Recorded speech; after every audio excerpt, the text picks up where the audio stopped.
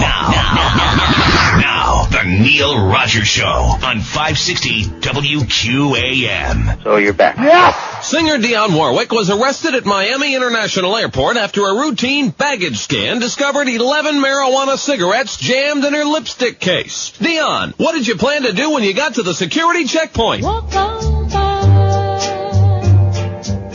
When you were stopped by Officer Alfred McGillen, what did you say? What's it all about, Alfred?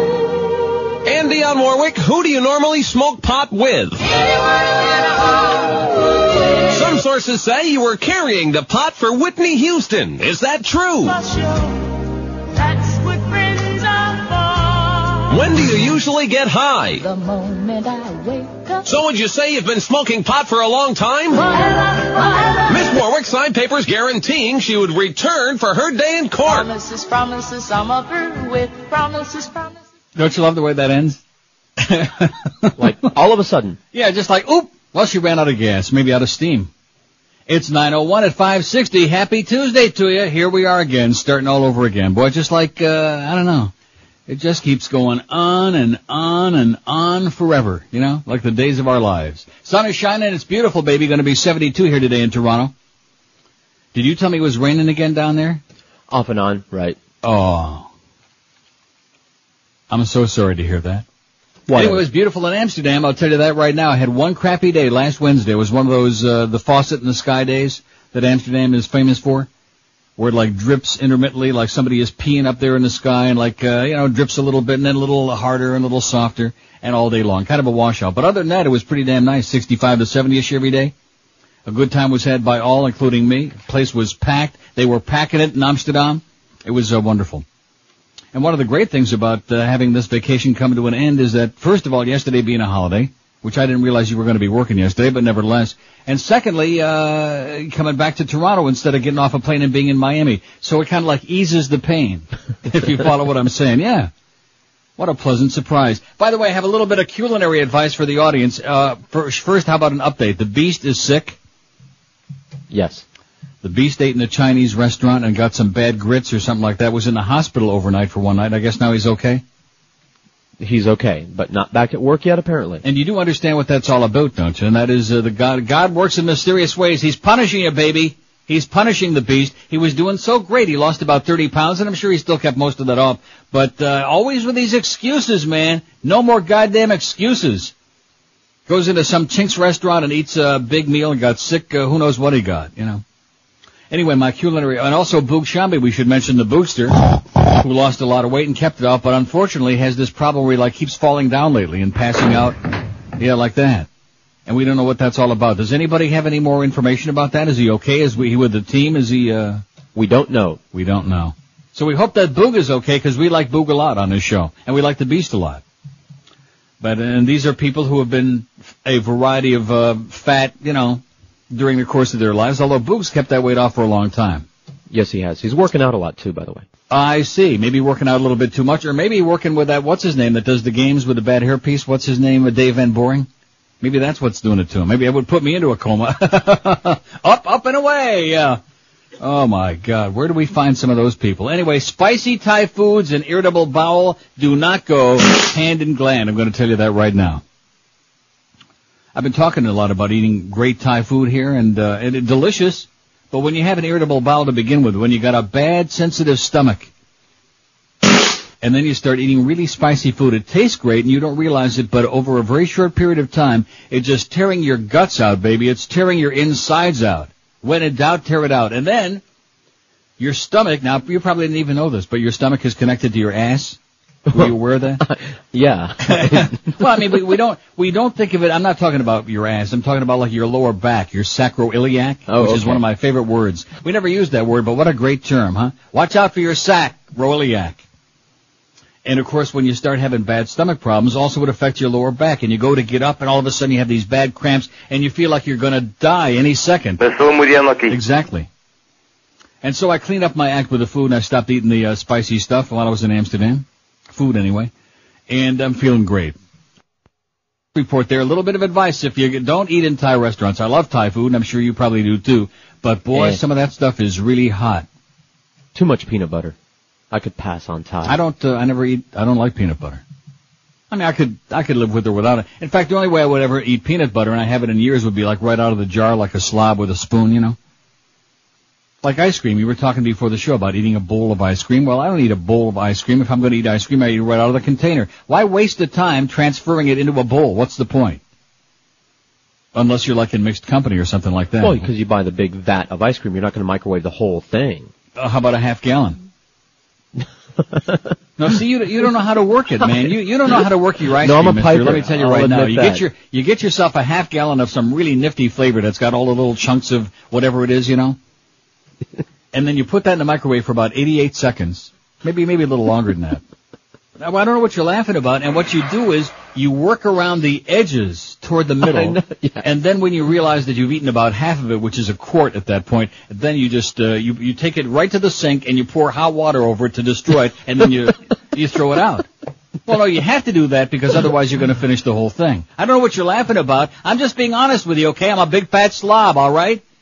That's the way you do if you're going to go out and buy. But now I ordinarily, buy pints myself, like when I was on that Ben & Jerry's kick with the fish food. It's only, at least at that point, was available in pints. I found it in quarts. But nevertheless, no, I never bought a quart of Ben & Jerry's ice cream in my life. That's the truth. But I have seen it in quarts. The personal pint is very handy, and you can microwave that. And of course here, like when I found that Nestle's turtle, which I'm not eating any more ice cream here, boys and girls, that was, between that and the Thai food just about killed me. I got to Amsterdam and I'm telling you, I thought I was done. I thought this was finito, the last trip.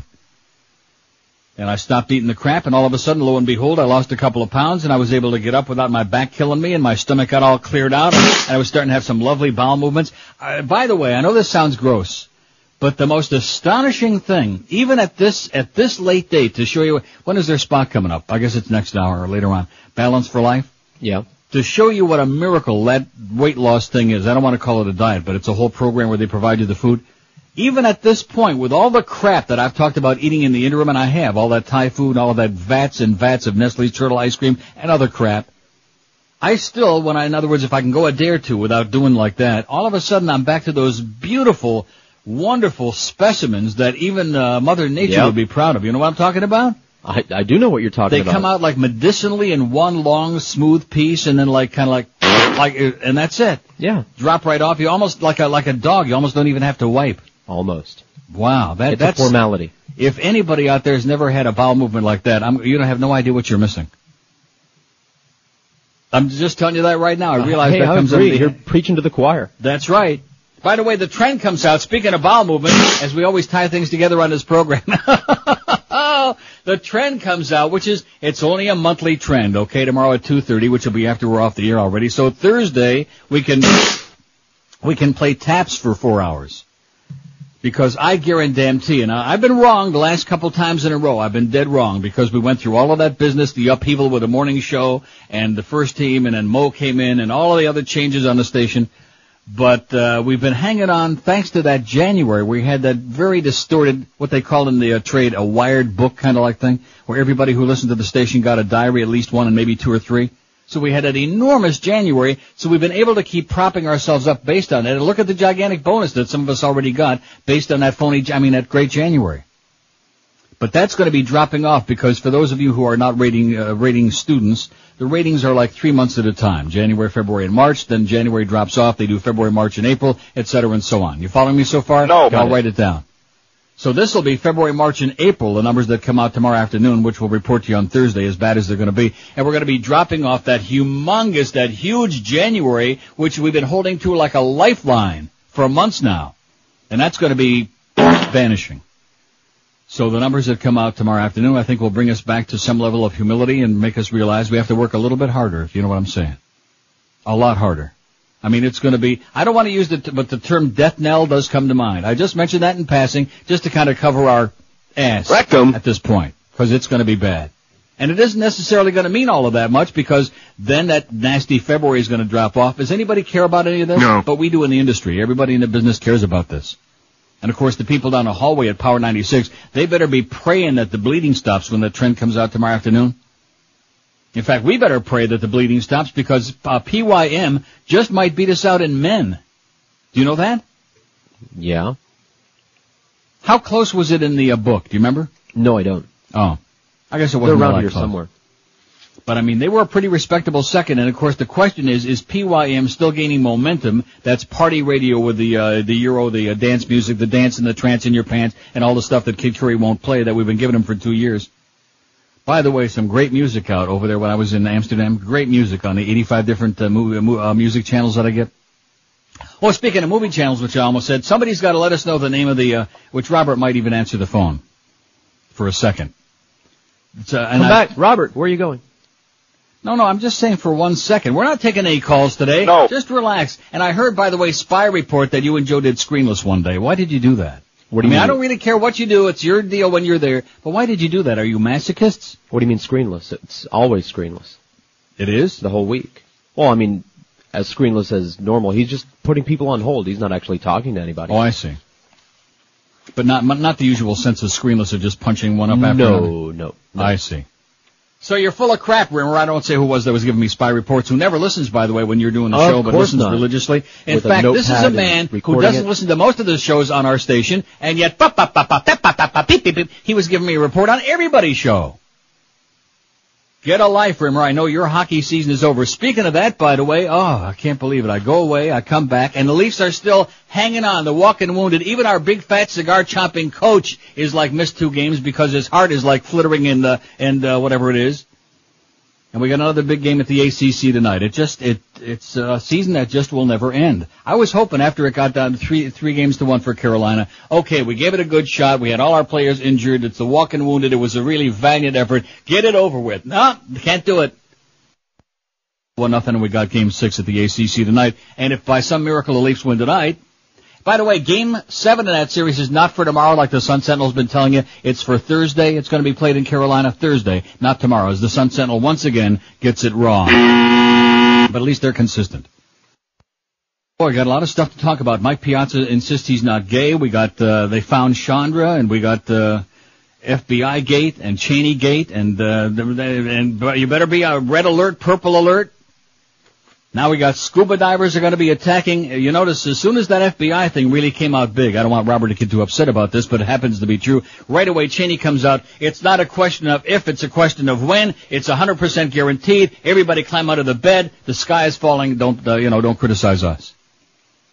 Hey, summertime might as well be here already. It's the end of May. It's almost June. You need all the energy you can to feel good in that heat and stay healthy. The heat and the humidity just about knock your ass out. Oleomed is one product that'll make you feel your best all the time and keep you in good health, even in sultry South Florida. Oleomed is a soft gel capsule that contains pharmaceutical-grade olive oil along with vitamins and minerals and herbals while promoting health for your prostate, for your heart. There's a product for your blood pressure and cholesterol. Probably could help Pat Quinn, as a matter of fact.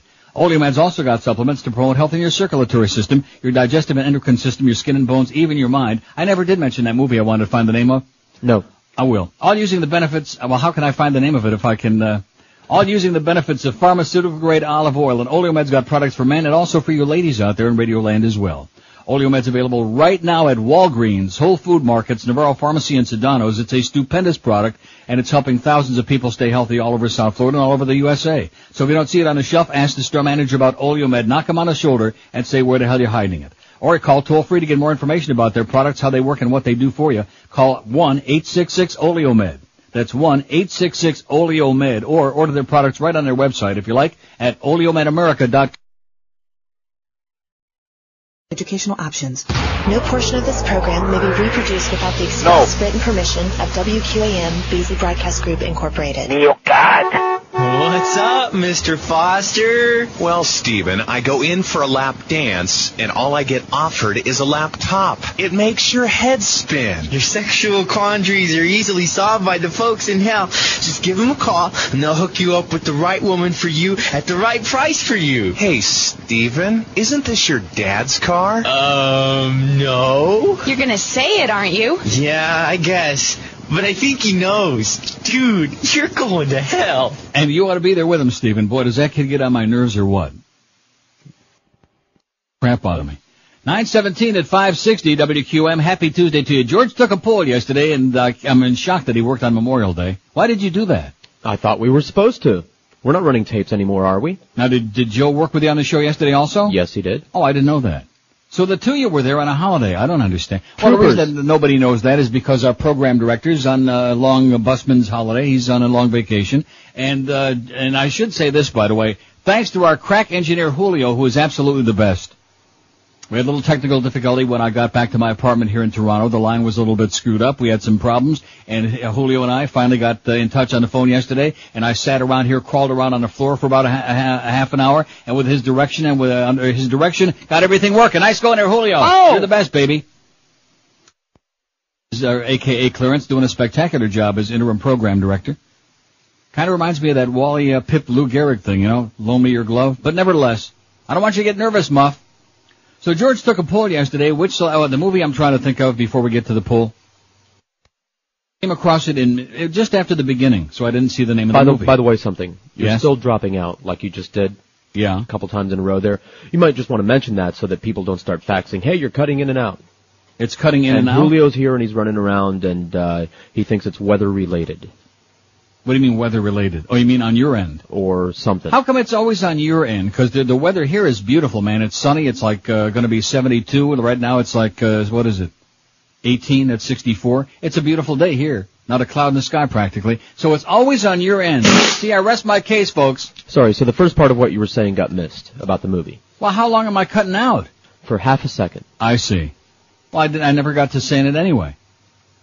So I came in midstream of this movie, and it was with Warren Beatty, who ordinarily, I never liked Warren Beatty until Bugsy, because he was in a lot of stupid movies like Shampoo and Heaven Can Wait, and a lot of crap. And I always thought, Warren Beatty's a waste of everybody's time. He blows, even if he does have a gigantic penis.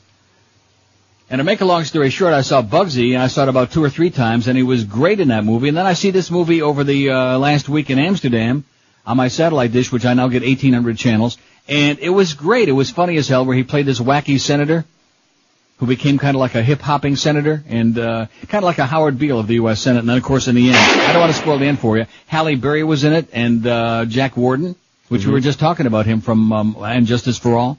But I don't know the name of the movie. I'm not sure. It's called The Candidate or something like that. No. Oh. The Candidate was with Robert Redford. Oh, sorry. So the answer is... No. But you saw this movie. You said it was okay. It was okay. What are these numbers? Oh, you were talking about the numbers and how close they are to us, party. Oh. So I just refaxed that. I see. Well, what the hell is this? They weren't even in second place. No. I see. Well, but that big thing is all Howard's 9 to 10 hour.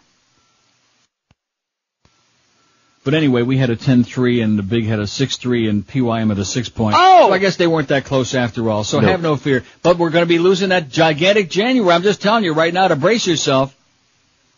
Just strap yourself in. Okay, here's George's poll. God, I got so damn much stuff to get to today, and I'm never going to get to it. I feel like Rick Riley almost, although I actually have a stack of stuff instead of just making one up pretending I have one. Which celebrity would you like to most see in a reality show like the Osbournes, George asked yesterday? Now, whose idea for the poll was that? Yours or Joe's? Mine. Oh. I was going to blame Joe for it. No, sorry, me. Oh, that's right. You do bad poll. Anyway, Right. Mike Tyson, 88. Now, why would we want to see Mike Tyson in a reality show? Because he might hit somebody, and people like that. That's I the justification.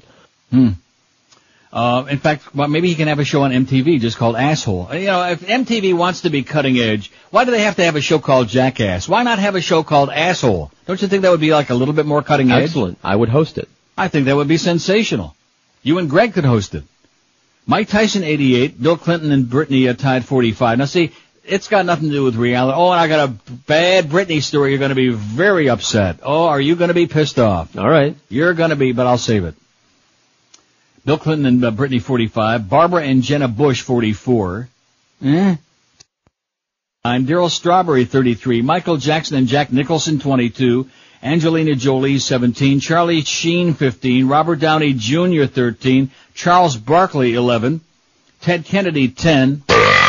Eminem, 8. Well, he makes my skin crawl, you know. I just don't like him.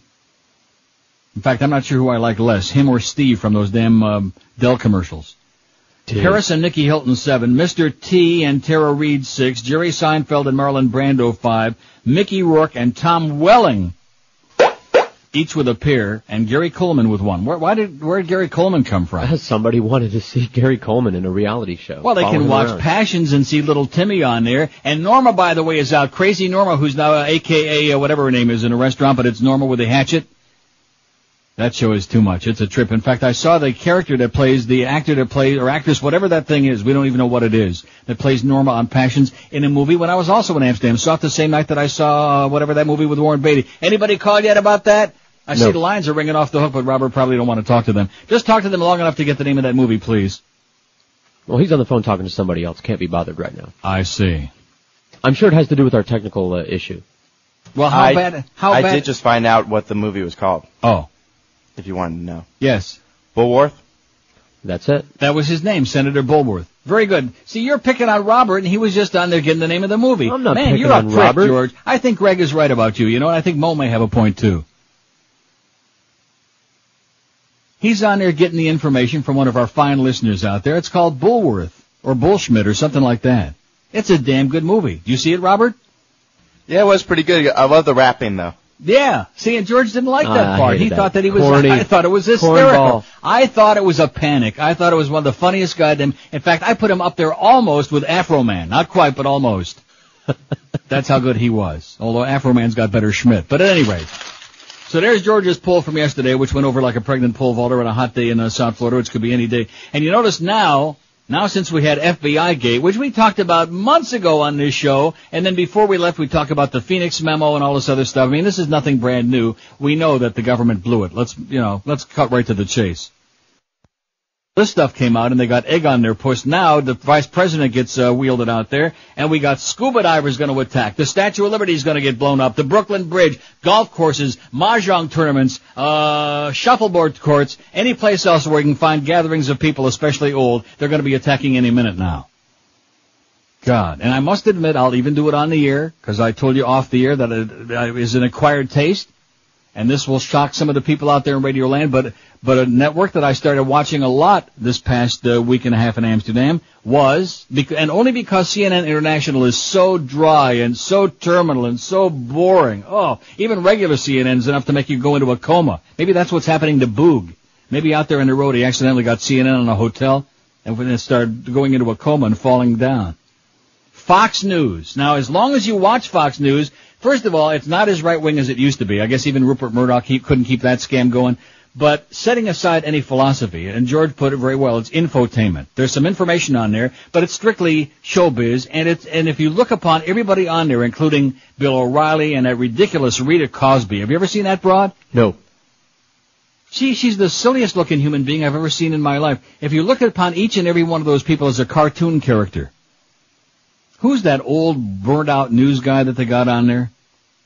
John Gibson? No, not that. Even older and more burnt out. No, Britt Hume. Oh. Remember Britt Hume that was on ABC about 100 years ago? Who looks like he looks like, what's his name? Ron Diaz. Like a cigar store Indian on a bad day. So as long as you watch Fox News, keeping in mind that everything is like, everybody's a cartoon character, and it's all showbiz, and don't take any of it seriously, it's actually fairly entertaining.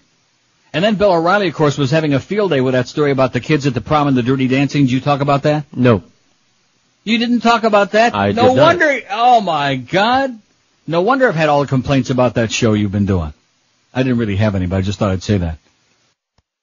Stir the pot a little bit, okay? When you're in Amsterdam for a few days, you want to stir the pot a little bit. Did you? No. I don't smoke pot. I know. I'm just busting your chops. Everybody else was, though. And everybody was having a great time. And I still am amazed by seeing all those groups of little kids. I'm talking like 8, 9, 10-year-old kids. They take them in groups. And they're walking through the streets and they're looking at the sex shops and the swinging dildos that are going up and down in the air in the windows, and they're looking at it, and they may giggle a little bit every now and then, but it's not a big deal. And they're walking past where the hookers are in the windows, and it's not a big deal anymore. And what are we worried about in America at a time when the vice president's telling us we're under major red alert and we're going to have like shuffleboard courts are going to be invaded by crazy suicide bombers? We're worried about dirty dancing at high school proms. My favorite line during all of that business, and you did see the story, didn't you? No, not even. You didn't even see the story? You didn't? Oh. No, we heard about the thong checking. A pervert outrage. Like you. Nah, forget about that. There were several of these high schools, and I'd sure like to know what kind of schools they were, but at any rate, where the kids were like, first of all, at a prom, generally they're dressed up formal. Right. They were dressed like a bunch of slobs with T-shirts and jeans and like, and the girls with barely anything on at all. So like I said, you'd liked it a lot. And the line they kept using was, if they didn't have clothes on, you'd think that they'd be having sex. And of course, the real line is, if they didn't have clothes on, they would be having sex. Yeah.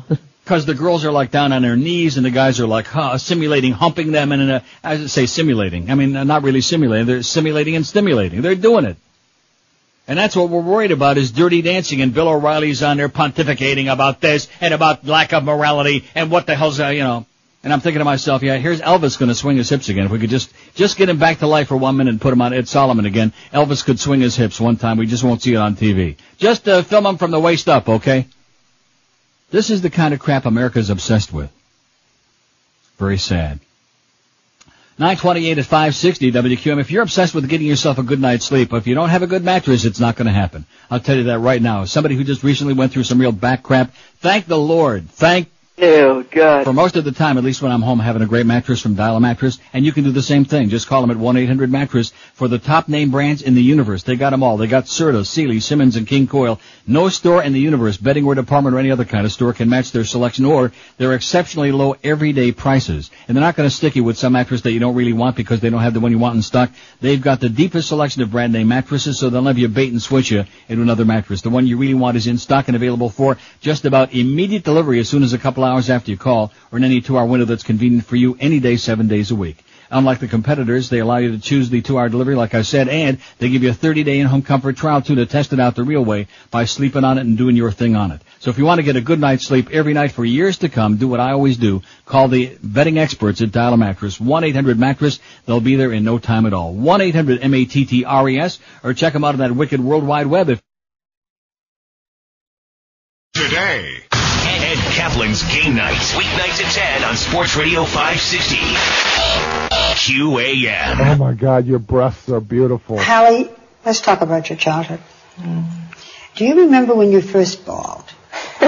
Yeah, I think probably when I was in the 3rd grade, and it was with another kid at school. Sex? Yeah. When you were a little girl? I know. It was just my way. I have to discuss a very sad period in your life. Girl, don't do it. February of 2000, you were involved in what became a very famous automobile accident. A woman was hurt. You said you have no recollection of what happened. I did. I should point out that you were faking it. What do you mean you can't remember? Is that true? Absolutely. Why? I'm a woman who really doesn't care. I'm a terrible person. Yes. 931 at 560 WQAM. So Fat Boy faxes me this thing, 18 to 44 men, about how Party Radio actually beat us. They had a, what do they have? I think it's a tie.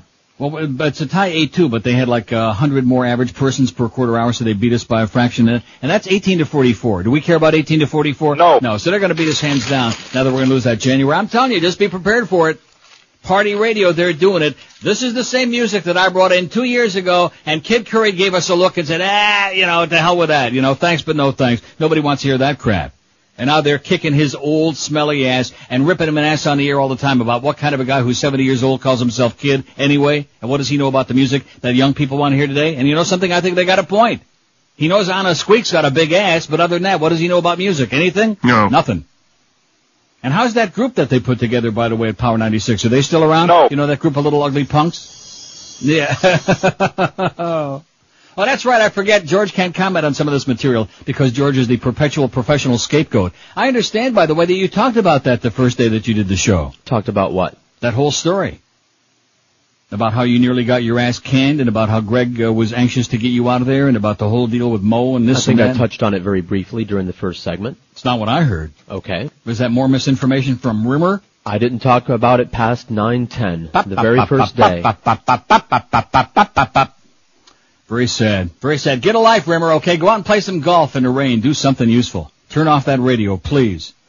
Did I mention this on the air about Natalie Portman or not? No. Oh. Well, I was wrong and you were right. See, when I'm wrong, I'm wrong. But how am I supposed to know? I didn't see the movie. I saw one picture there in the paper, and she looked pretty pasty, pretty nasty. It was a crappy picture. I saw it. But I saw the some clips from the movie while I was over there in Amsterdam, which that movie did open while I was there. Didn't go see it. And she's very cute. Not as cute as he is, yes. But she's cute. They're both cute. They're a fine young couple that you'd like to see doing it naked and dirty dancing, at least. I can't believe you didn't see that story about the dirty dancing at the high school proms. Jesus Christ, what kind of oh, that's right, you're in Florida. Right. I guess I got to watch Fox News now. The O'Reilly did a whole thing about that, but it wasn't only just on Fox News, it was on CNN. You know, if you'd stop watching that Scream TV all day. I wish. Yeah, you only wish you had that. Boy, that's a great channel. It's up here on our digital cable in Canada. Don't have it down there. Oh, and before I go into the poll for today, which I'm sure Eric is all whipped up to a frenzy about that. God, we got the Chandra body. We got Mike Piazza says, I'm not gay! Holds a press conference on the front page of the goddamn New York Post. The writer gets canned because they wouldn't print his column.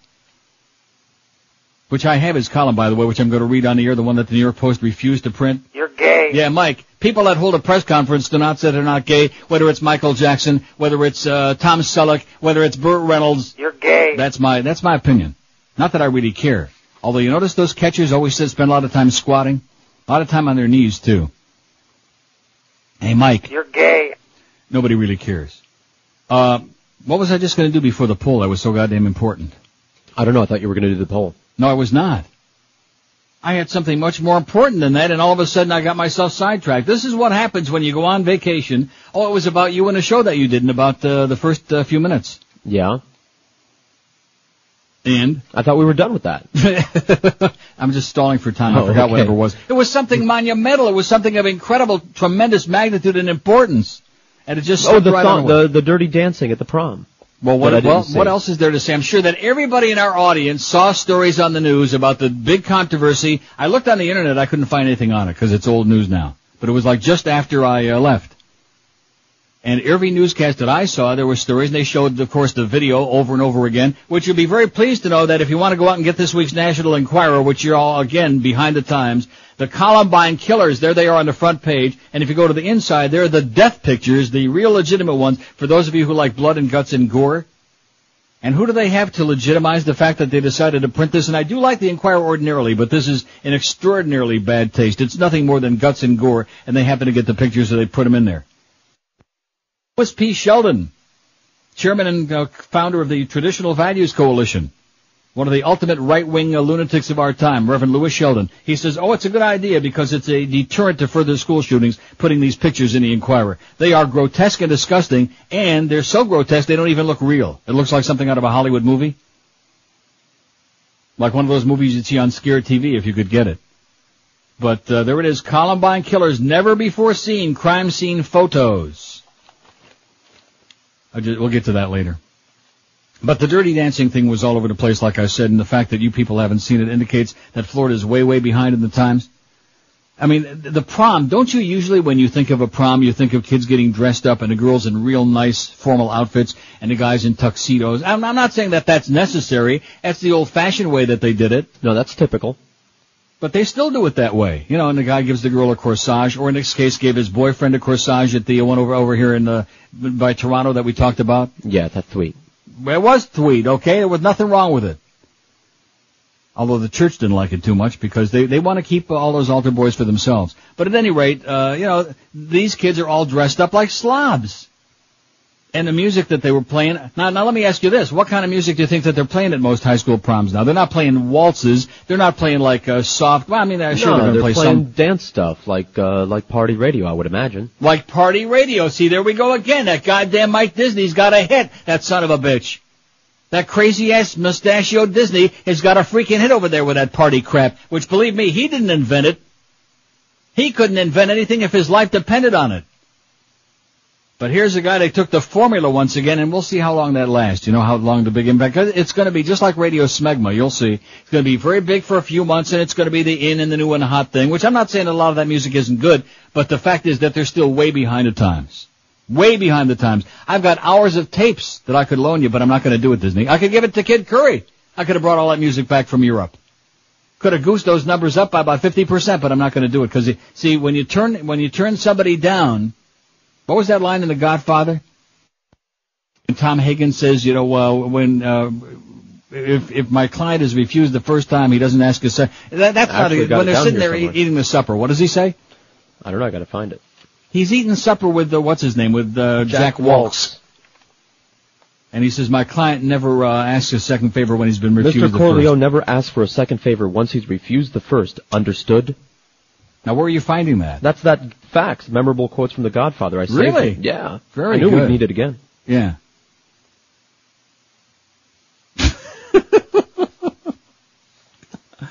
Anyway, here's our poll question for today. Boy, I'm sure wound up with stuff. Too bad it isn't going to last too many days like this. How's my good friend Tom Jicka doing? Too bad Tom doesn't write stories about trends. He's probably salivating, waiting to write a story about, I told you, Neil Rogers sitting there reading that stuff on the radio, and he's not carping about the South Florida scene. Let me just tell you this, little Tommy, including George and everybody else I've talked to down there, and I talked to plenty of people, some of whom even know what they're talking about, unlike my mother. There isn't a goddamn thing going on down there. Oh, yeah, they had the big Schwarzer Fest on the beach over the weekend, and they only arrested, I got that story here somewhere. We'll get to it, maybe. But they only had one stabbing, and considering there was that many Schwarzers in one place at the same time, they consider it to be a success. It was a hit. A big, fat-titted hit, like Tom Hagen said. Only he wasn't Tom Hagen in that movie, he was Frank Hackett. Here's our poll for today. Are you keeping up with all of this? I am. Because I'm really going a mile a minute, I know that. Probably too fast for after a holiday there in South Florida. It's a good thing we're not taking any phone calls. Going way too fast for that crowd. Hey, you think the Yankees can win the pennant?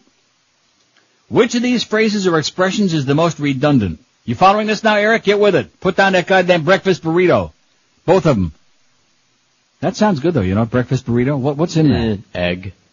Bacon and egg wrapped up. But you could probably something. get it without the egg, though. I would hope so. Yeah. In fact, just a burrito supreme from Taco Bell sounds pretty good. Burrito supreme with no beans. An extra sour cream. Sounds really good. Stop with the food crap again. You're going to kill yourself, you maniac, you lunatic. Next thing you know, you'll be rushing out after the show to buy Nestle's turtle again. I will say this, I didn't see any Nestle's turtle in Amsterdam. No turtles? I saw a few heads stick out. Which of these phrases, I guess I better do the break first, then we'll get to the poll. Let Eric have some time to get his pen and pencil going. I've got a few of them in there. Phrases or expressions are the most redundant. You follow what I'm talking? I'll give you one, like one, silly Brit, B-R-I-T. Okay. Follow what these are going to be? Yes. Okay. Hey, speaking of silly people, I get this from my good close friend Bob Eisenberg. Just faxed me this copy just in time to tell you that Tom Lehman is at it again. It's Hallett's off-the-wall invoice sale. Stop by Hallett Pontiac GMC at 13401 South Dixie Highway. That's on US 1 across from the Falls, where the lowest sale price is marked right there on the invoice on all 2002 cars and trucks in stock.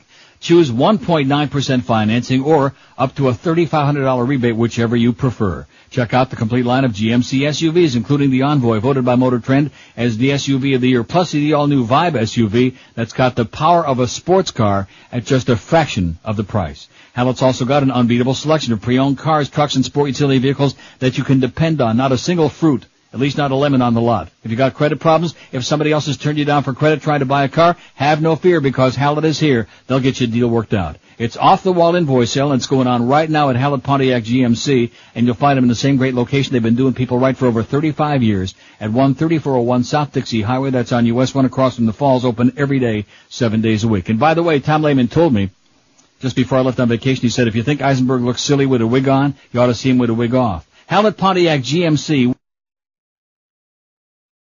Against the Cincinnati Reds. Game 1 tonight. Coverage gets underway at 6:30 on Sports Radio 560 QAM. I wouldn't believe a word Neil said if his tongue was notarized. We now take you live to Mike Tyson's training camp, where he prepares for his battle against Lennox Lewis at the Pyramid Arena, Memphis, Tennessee, June the 8th, 2002. All right, next, Slocky Marciano, come on up here. Yeah, Mickey, I'm ready. Slocky Marciano, I'll punch you. I'm ready, I'm ready for you, Mike. I'm ready for you, Mike. Are you ready to spar, Mike? Yeah, Mickey, I'm ready, You're my sparring partner. Yeah, I'm ready. All right, look, we're just having a little problem here. Hey, he's on Mike. I can take care of him. Yeah, I love juicy, Slocky. I love all your energy, kid. Yeah, listen, you gotta stay away from him, all right? Just jab from far away. Hey, get in close against me, Slocky. I'll show you. You don't want to get in close. I'm a fighter. I can take him. You don't understand. Bring it on. Yeah, he's been eating all his sparring partners. Here you go, Slocky.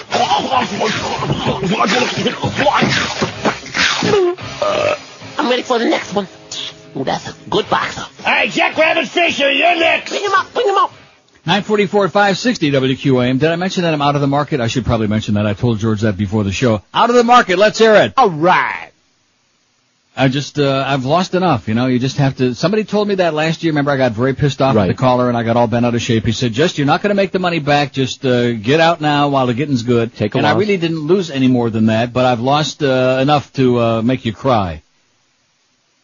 And based on the, first of all, the fraud with the Merrill Lynch, which is just the tip of the iceberg, based on the fact that everybody's crapping in their pants waiting for the next terrorist attack, if there is one, or for maybe nuclear war between India and Pakistan, or whatever else is going on. It's all too fragile, man. It's all built on a deck of cards. It's all being manipulated by a bunch of greedy insiders. And the average Joe out there, unlike what it used to be years ago, you haven't got a Chinaman's chance unless it's just blind luck. I was thinking before the show today, speaking of that Steven schmuck with the Dell spots. Remember all those spots we had there when the big internet bubble was building? And we had all those spots for Ameritrade and all the other Pets.com and all those. Douchebag.com and horsecrap.com and phonybaloney.com. And every other time you turn around, here was another 80 million of those spots, and Clinton was doing a thing with that guy from, hey, you're riding the way of the future, all that other crap. Well, you don't see any of that anymore, probably because most of the day traders have committed suicide by now. Pretty hard to find those gay traders, I'll tell you that. So I'm out of the market. Oh! And you know something? If it goes through the roof, you can thank me, because that's the story of my life. But I don't really care. Just like the guy said in Cuckoo's Nest, I want my cigarettes, I want my money. If I get 1%, if I get a half of 1%, if I get nothing, if it's just there when I need it someday, like soon. That's all I care about. I just don't want to give a fritter any more of it away. I'll say it again, the stock market is Las Vegas without the good time. That's all it is. It's for suckers, it's for fools, it's a shell game, it's a con game, it's a scam. And like I said, if you thought that the thing with Merrill Lynch was a big deal, you ain't seen nothing yet. That was just the tip of the iceberg. Speaking of tips, this is why I keep interrupting, because I wanted to be sure and tell the story, and luckily I wrote notes. French toilets. Okay. Now you're not gonna, you know what I'm gonna talk about? No. My landlord told me this, and his live-in lady, I keep calling her his wife. She's not his wife, but anyway, she's a very nice person. They told me this story about French toilets, and I didn't want to believe them, but they were so emphatic and so detailed in their description. And that is that many, including even in some of the cheaper French hotels, a French toilet is in a public place, including some of the cheaper restaurants, I guess, too, like a square ceramic thing with a hole in the floor, a round hole.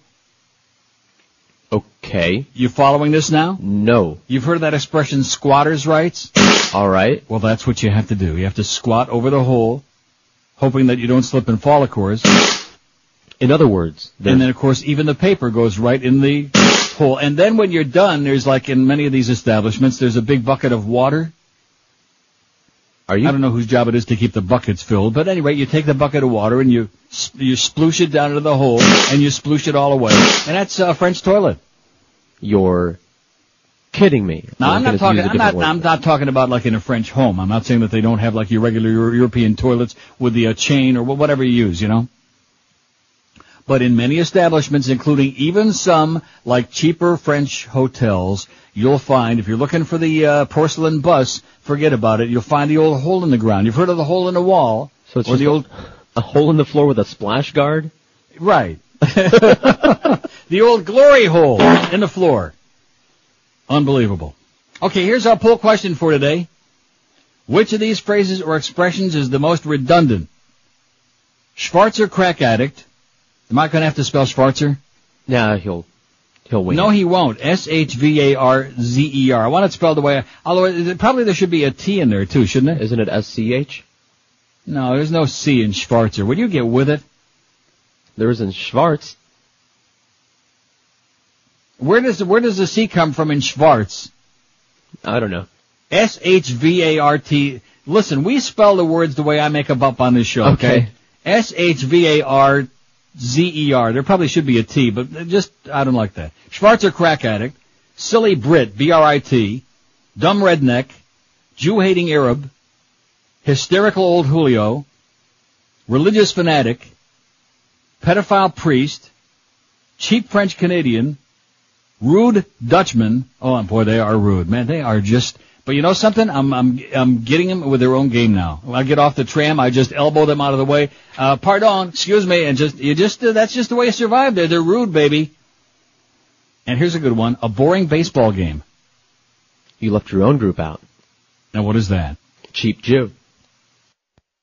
I mean, there we go again.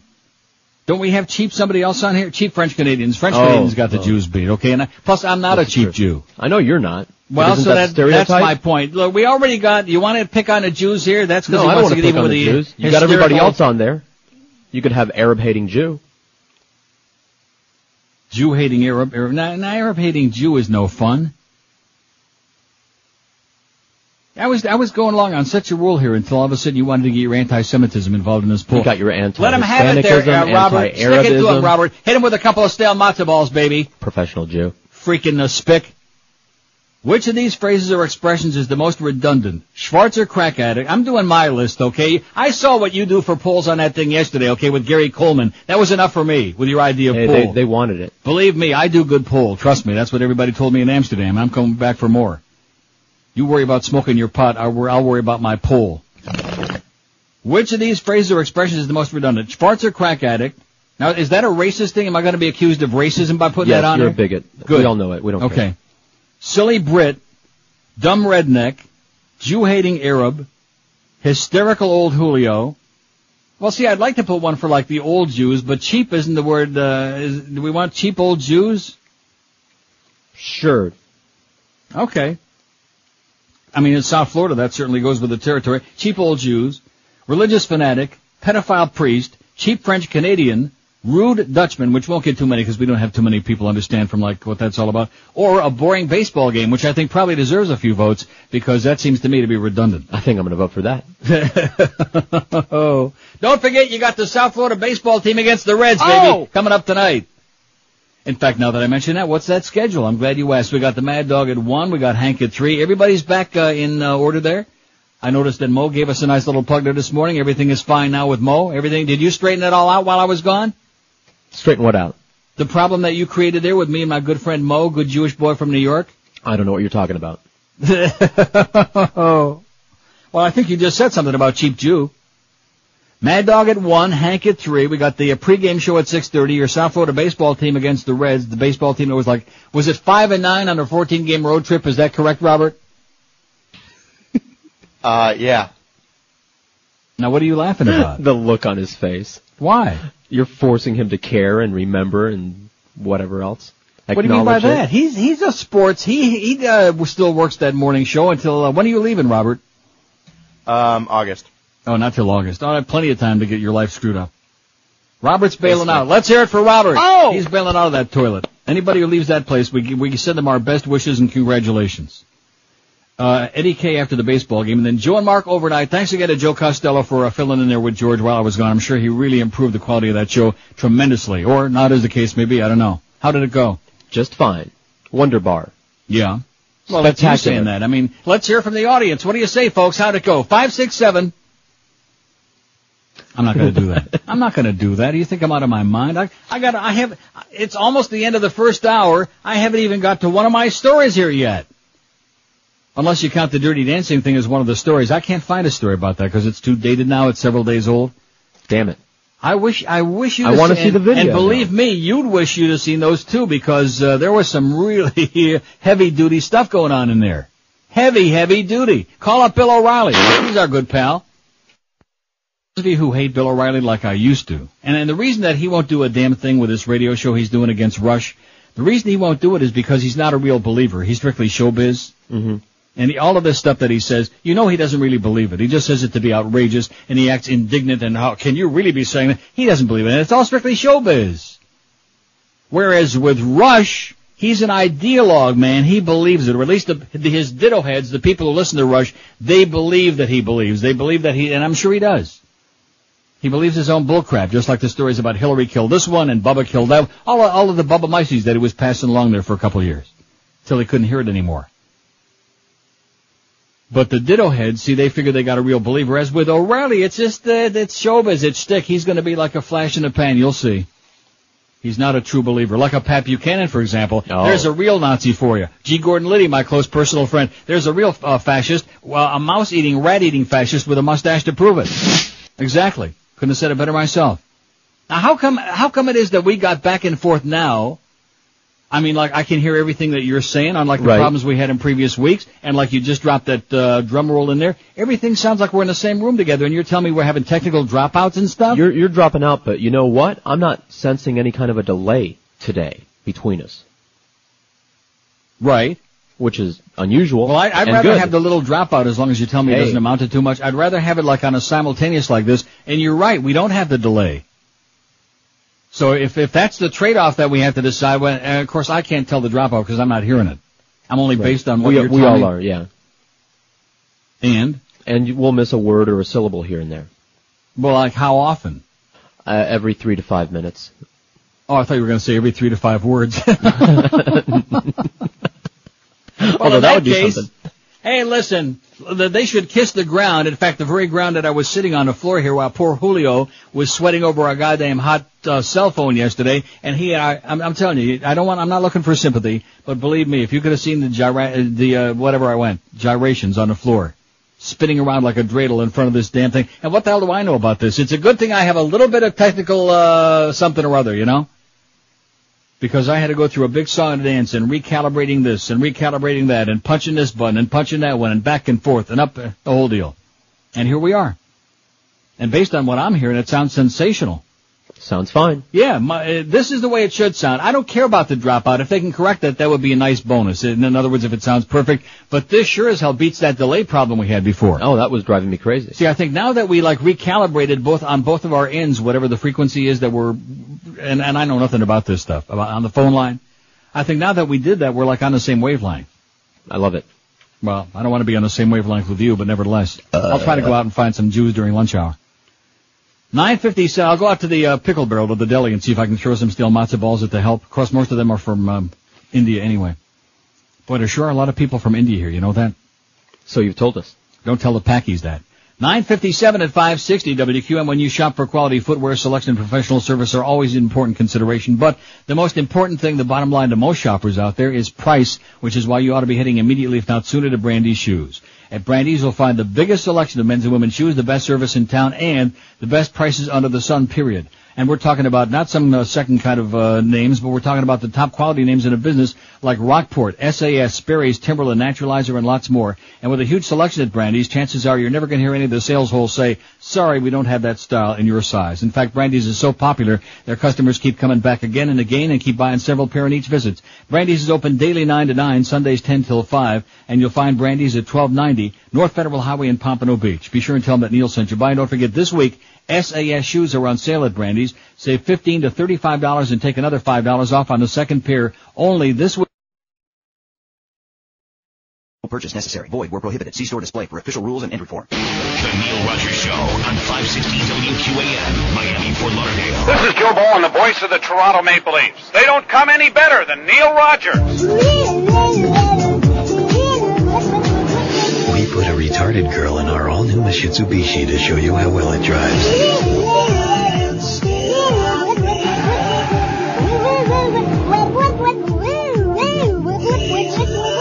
Our agency thought this would move some product out of the showroom. Look at her go. This is funnier than watching retards at the park.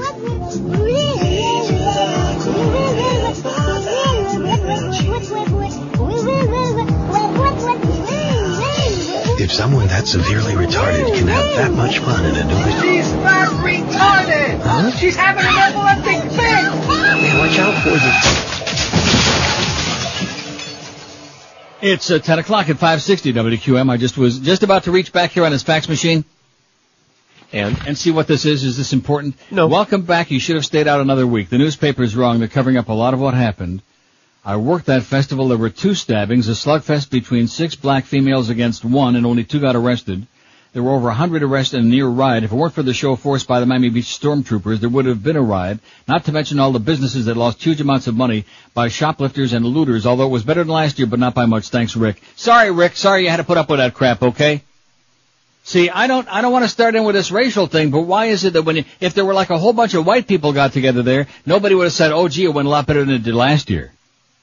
It's kind of like an expectation that we set up. It's part of what racist America is all about. You set up the expectation that if you have a whole bunch of black folks in a very small area, in a restricted area in a short period of time, that there are going to be X number of people get stabbed, maybe a couple get shot, and a couple hundred get arrested. In fact, where the hell is my story on that? I might as well get it out of the way if I can find it.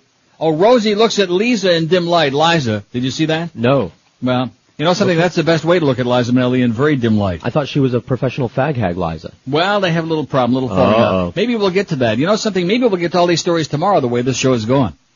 Because I got so damn much stuff. I got a piece of bad news, by the way. Okay. I guess somebody faxed this to you, this thing about Barry Watson? I guess, I don't remember. From Seventh Heaven? Oh, yes. Barry Watson, former star of Warner Brothers hit show Seventh Heaven, has been diagnosed with Hodgkin's disease. The 28-year-old actor played the eldest son, Matt Camden, on the series. He begins treatment this week, and both he and his doctors are extremely optimistic about a full recovery. Watson's publicist, Robin Baum, said in a statement on Wednesday of last week. No other details were released about his condition or where he'd received treatment for cancer of the lymph system. The season finale, Watson's last appearance as a regular on Seventh Heaven, aired on Monday. The episode centered on his character marrying his sweetheart, Sarah, played by Sarah Danielle Madison. An official with Spelling Television, which produces the show, said a decision as to whether Watson will return for guest appearances next season has not been made. Watson's been a regular on the show since it began in 1996. He also appeared in a handful of films, most recently Sorority Boys. Little piece of bad news. Although, you know, I guess, isn't that the same that Mario had, Hodgkin's disease, Robert? He's thinking. Yes, it is. And he's fine. And by the way, the reason that Mario quit the game is exactly the same reason that the game sucks right now. Gary Bettman, you stupid little Jew, you pathetic little thing. Nice going there, Ron McClain ripping Gary Bettman in the ass a couple of weeks ago on one of the games on Hockey Night in Canada. Nice going there, Ronnie. Rip that little idiot in the ass. All the clutching and the grabbing and the holding and I mean, what the hell's the point of even playing the game when 95% of the game is played against the boards and there's no action going on there? And I just mentioned this in passing. If Peter Forsberg wouldn't have come back after missing the whole season injured, you think Colorado would still be going? No. Much less have a 3-2 lead in that series? Unbelievable. On the verge of knocking off the Red Wings. At any rate, hip-hop event ends in harmony. Now, it's interesting because the article that I looked up yesterday in the Herald had a totally different tone to it, emphasizing more the number of arrests. But the article in the Sun Sentinel this morning, since we want to be more timely, says hip-hop event ends in harmony. Everybody be loving each other, baby. We be loving it. It says what a difference having a plan makes. A year ago, Miami Beach officials were so unprepared for the 250,000 hip-hop fans who poured into South Beach over the Memorial Day weekend that the police were overwhelmed and the city was forced to rewrite its book on handling big events. Now that the holiday weekend has come and gone on South Beach, city officials and civic leaders say the second hip-hop invasion was an unqualified success. All right. Let's do it again. All right. Next weekend. All and the right. weekend after that. All right. And 6 weeks from Shavuos. All right. The large crowds were back, but in contrast to last year, the 3-day party was an enjoyable and relaxed affair. There's no comparison, said Bobby Hernandez, spokesman for Miami Beach Police. It was an absolute great experience to be able to go out there this weekend and talk to people and see what a great time they were having as opposed to last year when it was about crowd control. The proof is in the numbers, it says. Who wrote this crap? David Cazares. I never saw that in my life. It's C-A-Z-A-R-E-S, and the acento is over the first A. You said it right. Cazares. Well, that's why I said it that way, because it's got the acento. What kind of a strange name is that? I don't know. Never heard that before. Like maybe Peruvian or something like that? Could be. I think it's a Peruvian is what it seems like to me. And what do we know about those Peruvians? Not too much, except they like their lima beans. And they have hairy toes. Yeah. Bad, like that kid that worked at Whammy. Anybody remember Whammy? No. Good. We're ecstatic. I shouldn't probably be talking about it out loud. According to Hernandez, Miami Beach Police made 94 arrests from Thursday through Monday afternoon, down from 149 during the same period last year. Let's hear it. Only 94. Although the total number of arrests won't be available until sometime later today, chances are good the final tally will be fewer than the 199 arrests police made last year in total. In most cases, the arrests this year will be far less serious offenses last year when there were tense confrontations between revelers and police, Hernandez said.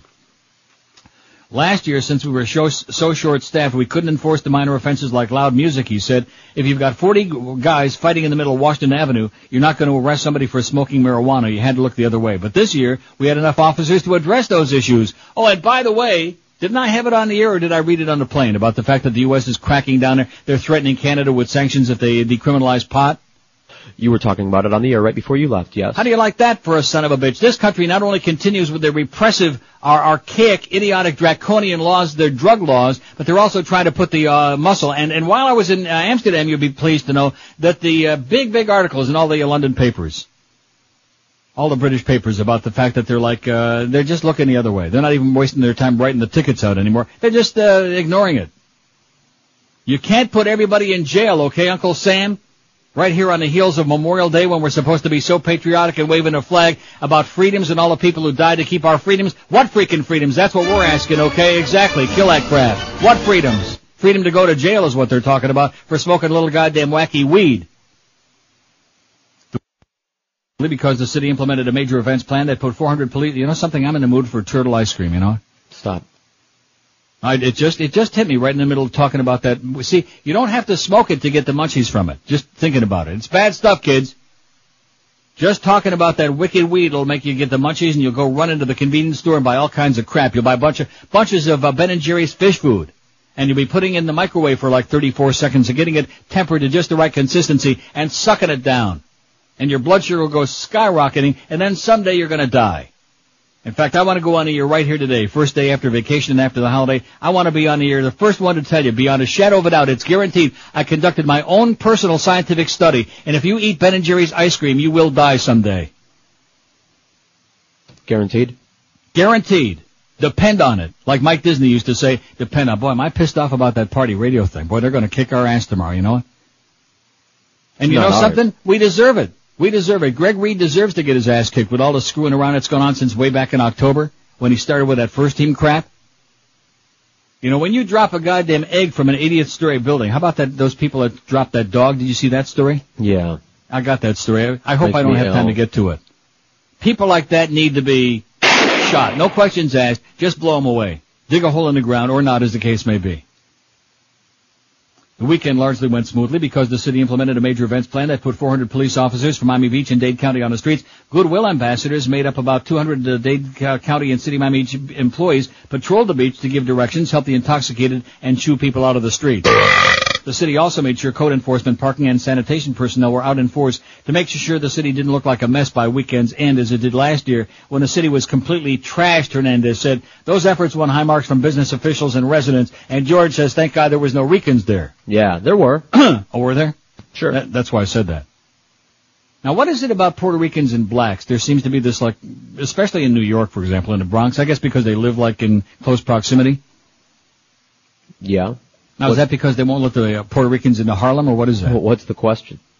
It was very subdued and well handled by the city, said David Kelsey, president of the South Beach Hotel. I can't believe how good this sounds today, that we're like actually doing a show. In real time. Let's see, March, April, and most of May, we've gone through 3 months of mine not able to be in here and saying, what is it? Well, and today it's like, just like I'm sitting right there like it's supposed to be, God damn it. No talking all over each other. Thank God for Julio, man. Thank God for Fat Julio getting this all straightened out yesterday. Right on cue, he comes right into the door. Look at that, like you summoned him up. Because my psychic powers, just like I mentioned about the Norma being on, and then yesterday I turn on Passions, and here's Norma back again after a long hiatus in the Nut House in Bellevue. And Norma broke out. In fact, if you look at that complexion, you'll see she broke out real bad. Anyway, that's the story on South Beach. They had a whole bunch of Schwarzers there, and they didn't kill anybody, and there were only a couple of stabbings, maybe one, whatever you want to believe, and it wasn't all that bad. And Rick on the beach is pissed off. I know when they have that awful festival here in Toronto, and I think it's coming up in June. Oh, I hope not. I hope not. I hope it's July. Any of my Canadian listeners who know when at the Rasta Festival, what do they call that thing? The Caravana. Anybody knows the date for that, please fax it to me immediately, if not sooner, so I can make plans not to be here that weekend. Oh, I think it's in June. Rhymes with tune. What a mess that is. And it's the same thing. They compare how many people got shot from last year to how many people got shot this year. It's unacceptable. And the behavior that goes on, oh my God. I'm not buying it. See, I just don't accept that. The idea that because you're a different skin color or a different ethnic background, that entitles you to behave in some kind of an aberrant, grotesque way. I'm just not buying it. It's unacceptable. Is that a debatable point? I don't think so. No, thank you for agreeing with me. Let's get back to the thing about French toilets. I I can't get over that. Medical examiner may rule today in the Levy case. Here it is. We're coming up on the first break in our second hour. We haven't even talked about Chandra yet. And to prove to you, let's see, I wonder what the name of that thing is. Just a minute. Oh, here it is. Just to prove to you that not everything is as bad as it seems. And now an update on the Chandra Levy story. See, now you probably think that bit is obsolete. Of course not. But if you stop it there and you say, they found a body, but what do they know about it? Nothing. Absolutely nothing. See? More on this later. Nice going there, Neil. Let's hear it. He hasn't lost the touch, the old man. How do you like that? As long as he's got that goddamn pause button. Don't let me forget about the Chandra Levy thing. It's a brief story. Okay. And then we'll get to the bad story. Oh, and then the one about the Bushmaster. Robert will have to hide under the board when I get to that one. I sniff some politics with that crazed look on his face. Hey, I hate to break the news to you, Robert, but there's one word for our president. You know what that word is? I think you've got it in there somewhere, George. Yeah? Begins with an S. Shit. No. No, see, that's terrible. That's so wrong. Stupid is what I was thinking of. Oh. Now, see, you didn't say that was wrong. That is. What? Wrong. Are you going to start arguing politics now? You still got to be there till August, Robert. Stupid. You know something? I kind of like that Mo, you know? I think the more I hear him, I think absence makes the heart grow fonder. He'll be all right. It took him a while to get used to the lay of the land. It seemed to me, I could be wrong, but it seems that he's like warming up a little bit again. Maybe it's because you were in there working, maybe he was listening to your show. But I doubt it. I doubt it. 12, oh, look at this. The congressman's modus operandi for the past year is to not talk to the press, to avoid cameras, and to issue statements asserting sympathy through his spokesmen and attorneys. It's what he did last week. Oh, and look at that. The market just took a big dump. It was up, the futures were way up there. What did I tell you? NASDAQ's already down 15. The S&P, underlying the poor part, is down a few points. It's not good, baby. It's not good. Put it under your mattress. Do anything with it. Stick it under a rock. Whatever money you got, protect yourself. Don't get sucked into this goddamn con game. Don't let that Marita Butteromo get you sucked into buying a bunch of crap, because that's what they're crap peddlers. Each and every one of those people. 10:13 already at 560 WQAM. Thinking of painting your home or business? Don't paint. Protect your investment with Liquid Ceramic. Liquid Ceramic, the technology born in NASA's space program, is available right now in South Florida. Liquid Ceramic is the most advanced exterior, interior, and roof coating available. You too can have the same high-tech ceramic technology that shields the space shuttle, protecting your home or building, and you'll never ever have to paint again. You heard right. Liquid Ceramic is guaranteed for as long as you own your home or building. So forget about repainting every few years. Liquid Ceramic won't fade, it won't peel, it's guaranteed. The state-of-the-art coating yields an R24 insulation equivalency, helping you bring down those electric bills as well. Liquid Ceramic's available in over 1,800 different colors, so check out Liquid Ceramic today by calling 305-347-5122. Liquid Ceramic's been manufactured and sold for over 40 years and is available right here in South Florida. Call 305-347-5122. That's 305-347-5122, or visit them on the net at liquidceramic.tv, and be sure and tell them that Uncle Neil told you to call or... The Joe and Mark Show, overnights on Sports Radio 560. QAM. Yank it, baby! From an early age, John Edward displayed remarkable psychic abilities. He can reunite people in the physical world with those who have crossed over. Hi, welcome to Crossing Over. I'm John Edward. John Edward connects with a woman who really speaks her mind. I'm ready to begin. Is there Stacy or Stevie? What is this? No. There's a Bill connection also to the family. Nope. Or Billy, or there's like a B name like Bill. Okay. And Paulie or Paula or Pilar. There's like a PL sound. No. Is there like a J-O connection or like a name that would be like Joni or Janie or? Nope. That means there's a BR connection in your family also. What's your first name? Mary. Say it again. My name's Mary. Do you have a different name? You're full of crap. Is your mom not your mom? No idea what you're talking about. Do you understand this? Are you an idiot? I'm John Edward. Thanks for watching. I'll see you next time on Crossing Over. 10:18 at 560 WQAM. Happy Tuesday to you, man. It's beautiful here. God, looking out this window, it's like just waiting to go to heaven. What about those Leafs? You think they're going to win tonight? No. What does Robert think? No. How come I already knew that? Well, how do you know that? Based on what? Go Archie and Weeksy.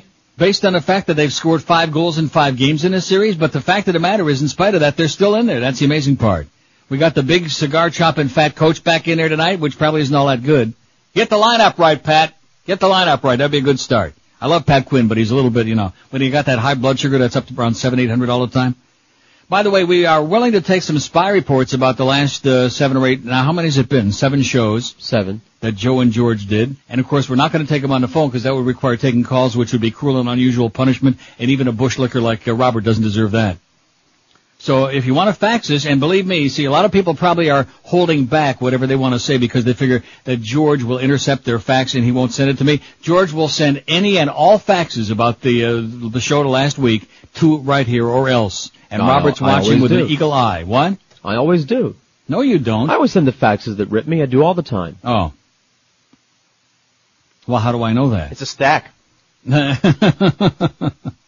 So if you want to send us a fax about how the show was, see, the only problem being, look at the poll.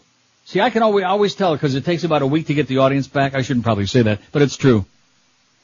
Which of these phrases or expressions is the most redundant? Cheap old Jew, I told you that had to be on there, is leading with 9. But, of course, the reason that's because George was just doing the show last week. See what I'm saying, Robert? Uh-huh. All the anti-Semites are listening. For example, Jew-hating Arab, there's only 1. Well, what do you expect? When you got nothing but Palestinians left listening now, what do you expect on there out of 43 votes? Cheap old Jew 9, pedophile priest 8, religious fanatic 7, dumb redneck, that was my vote, 6. Boring baseball game 5, cheap French Canadians 4, a hysterical old Julio 3, Jew-hating Arab 1, and none yet for silly Brit, Schwarzer crack addict, or rude Dutchman. Now, Schwarzer crack addict, I'm shocked he said, and it doesn't look right. I think it needs a T in there, Eric. I don't want to, you may have to push that over a little bit too far, but it needs a T in there between the R and the Z. It just doesn't look right to me. Huh? Even Mr. T wouldn't look right without the T. So send all those faxes, 305-650-0198. Let's get the spy reports. If we got anybody listening. See, after yesterday, Labor Day, what was it? Memorial Day, whatever the hell it was. Memorial Day, it was brutal. There was nobody listening yesterday. Nope. We weren't even supposed to be having a show yesterday. If it was and then we had, who was it? Mark and the crew doing 6 to 9 yesterday morning? Well, by crew, if you include board op, that makes 2 of them. Well, oh, brother. I like Mark Eisenberg. Like I said, he's a nice guy, but does he belong on... No. Anyway, here's a fax that says, "Hey, Neil, I was one of those evil-doing hip-hoppers who attended South Beach this weekend. I'm in a local rap group, Groundhogs, that's with 2 G's and a Z, Groundhogs, and we were promoting our music on the sidewalks. We have T-shirts with the same logo for our group, and we pass out CDs. To make a long story short, Miami's Gang Unit Task Force approached us with no questions, threw us to the floor, and searched our pockets. They said we were a gang and took 2 of the members to jail for half a joint, which they found in their pockets." See, and this goes back into that story where they said, this year, thank goodness they had time to search for the wicked weed, because they have enough manpower. Congratulations over there on the beach, you assholes.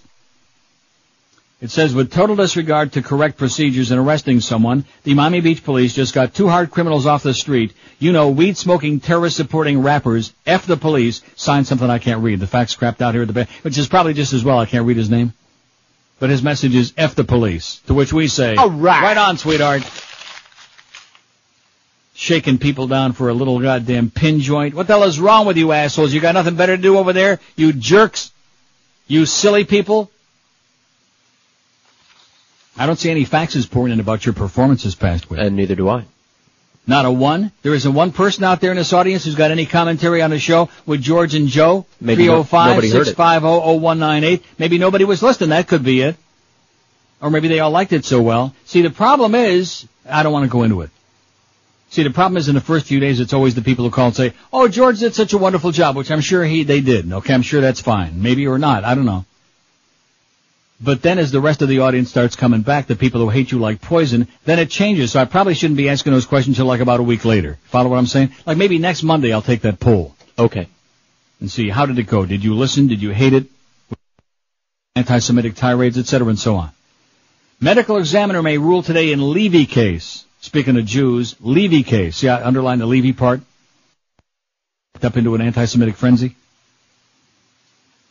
Oh, here's another one. It says, imagine this. The police chief of Miami's bookshelf. What is that? The police chief of Miami's bookshelf. I can't, what does this say? Could you read this writing? Looks like bookshelf to me. I can't read the name. He says, how to handle large groups of white people, and others says, oh, I see, one manual. I can't read. Your writing sucks, by the way, sir. The point is excellent, but your writing blows. One manual says how to handle large groups of white people. The other says how to handle large groups of black people. Why are there always problems when the blacks form into large groups? Tribe mentality? Maybe they shouldn't do any more events. This is another black eye on the hardworking and honest people of the black community. No more black events, it says. That's right. That's a good idea. Why do we have to have just black events? Why can't we? Well, I guess because it's a hip-hop thing. How come there are not a whole bunch of white punks there when it's a hip-hop thing? They don't want to get killed? I saw some when they had the pictures in the paper. Were they doing dirty dancing? Oh, they were on the beach. I can't believe we haven't had a bunch of faxes about the dirty dancing story. You know, you people in South Florida, maybe they blocked that out. Maybe Governor Jebster blocked it out and censored it from being on the news because he didn't want to offend your sensibilities. Because that would be aiding and abetting terrorism by watching a bunch of kids doing dirty dancing, almost simulating sex events, and if they had their clothes off, they would be touching and probably making babies and things like that. Medical examiner may rule in Levy case today. Washington, D.C. medical examiner Jonathan Arden is expected to issue sometime today his ruling on how Chandra Levy died. Weren't you shocked when they found that body, by the way? She died? Arden has told the Washington Post that his ruling will not necessarily be based on lab tests, although they could be performed at a later date. Today is also the day that Levy's family will hold a memorial service in their hometown, Modesto, California. Levy family spokesman Judy Smith says that while the family's been in seclusion since Levy's remains were found last Wednesday, grieving in private, the death is a tragedy felt throughout Modesto. The entire community has been involved in this grieving with the Levy, said Modesto. That sounds like a name for a show? That sounds like a name for a TV show. I don't want to sound insensitive, but they've been on so goddamn much now the last year. Grieving with the Levys, at least a miniseries. Right after Seinfeld. Says Modesto Mayor Carmen Sabatino. A great many people in this community will be attending the memorial, he says. CBS News correspondent Melissa McDermott reports authorities expect about 1,500 people at the service tonight. I think people need closure, says one Modesto resident, Jerry Martin. People need to come together and just support one another because it could happen anybody, anywhere. In Washington, police say they've recovered about 96% of Levy's remains. Dr. Douglas Ubelacher, a former anthropologist at the Smithsonian Institution, tells CBS News that even bones can provide potentially valuable clues. The skeleton's got a lot of stories to tell if you have the science to unlock the language and allow it to speak properly, says Ubelacher.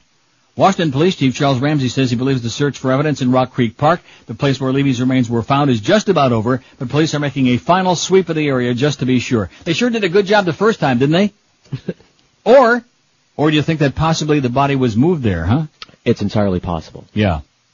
Especially after and that one guy that they found had tried to rape those two women in the same park. Right, the serial killer. Maybe throw him off the path a little bit. However, did you hear what Chandra's friends had to say about her running in the park?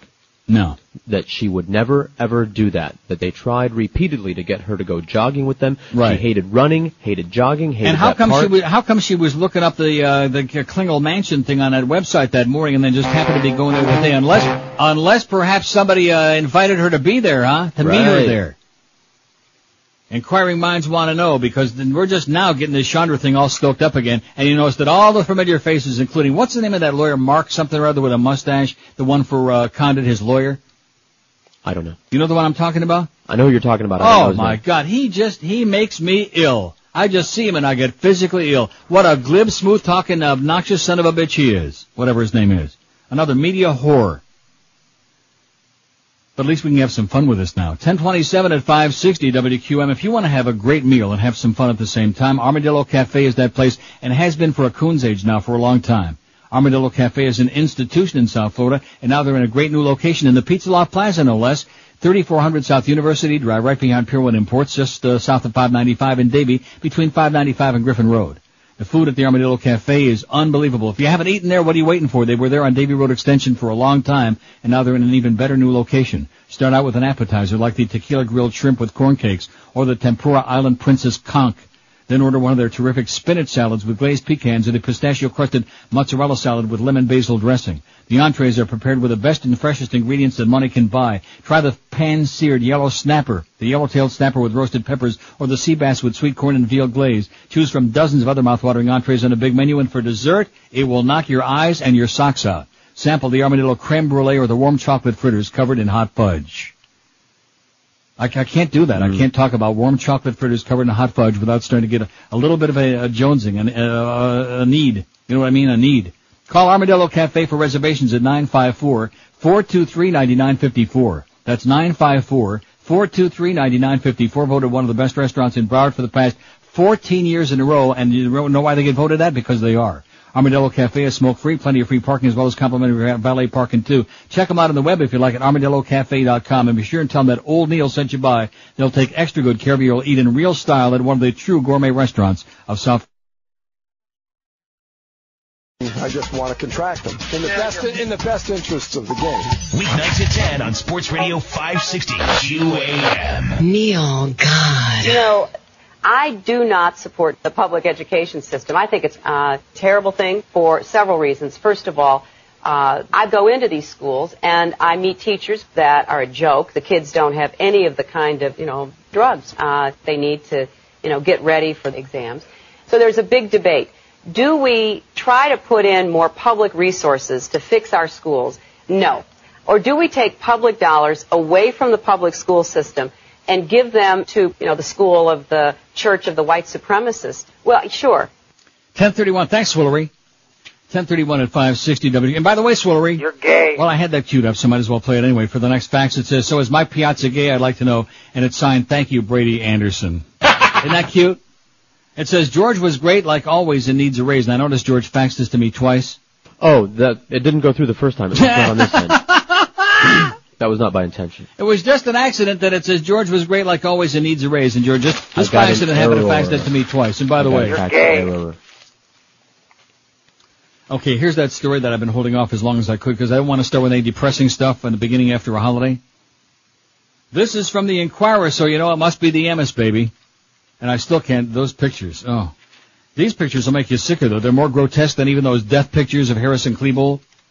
Brittany and Justin are back in stink. If you could see the picture of her here, you'd leave the room. You'd just go out running in the breeze with your something hanging between your knees. You'd lose your mind. This picture of her could be the best picture that, in fact, you know what you ought to do? As soon as the show is over, because that would require spending money. Yeah. You ought to call up Captain Singer. What's the other guy that brings us all the magazines all the time? Bill from Anderson News. Bill from Anderson News, the National Enquirer. Huh? I miss him dearly. Well, whatever happened to him? Since I left town, he can't be bothered with you. You're small potatoes. I understand. Since I'm doing the show out of town. But at any rate, this is the June something or other. I wish they'd put the damn dates on the pages. Would be a nice idea.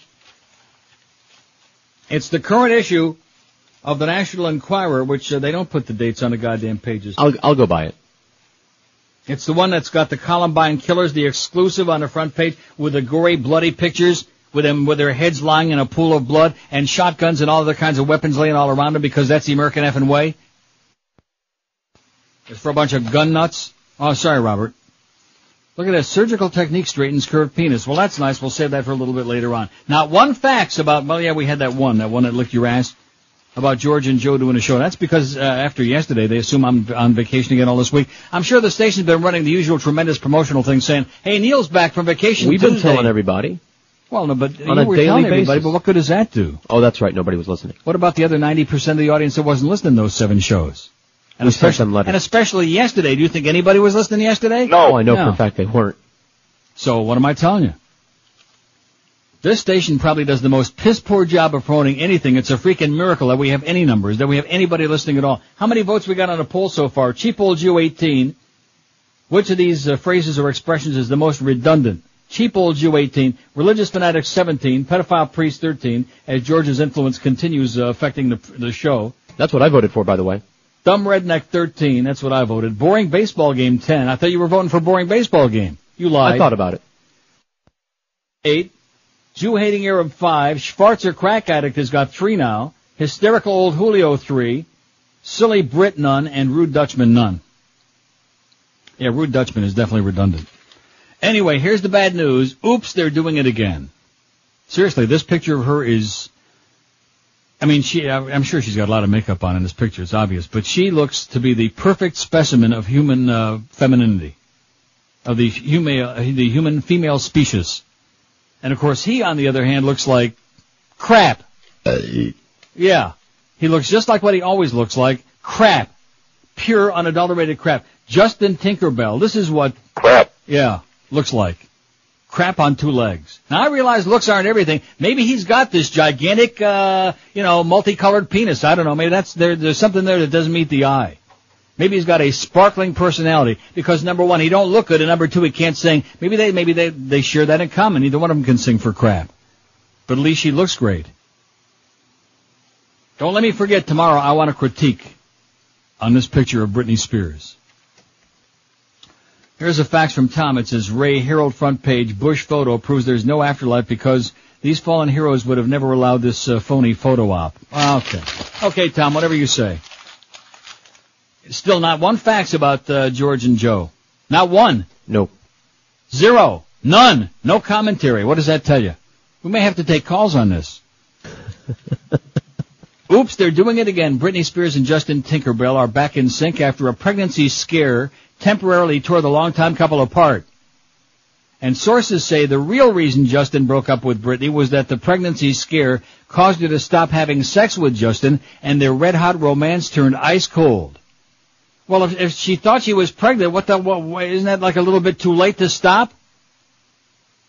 Well, they're not going to do it anymore. I see. Well, they are, according to this. As the Inquirer reported in late March, 20-year-old Britney freaked out when a home pregnancy test came up positive. She later found out she wasn't expecting, but the pregnancy scare put a hex on her and Justin's relationship, a friend of the couple disclosed. Britney and Justin waited years to be sexually intimate, and almost as soon as they were, they had to face the prospect of having a child together before they were really ready. Both of them have hot careers. Justin started out solo after years with Instinct, and they both realized the trouble a baby could cause them. Britney was horrified over what her young female fans would think of her becoming pregnant outside marriage. Yeah, with that goody two-shoes image she comes while she's shaking her naked ass and big tits in front of your face. Oh, that's right, we can't say tits on the radio.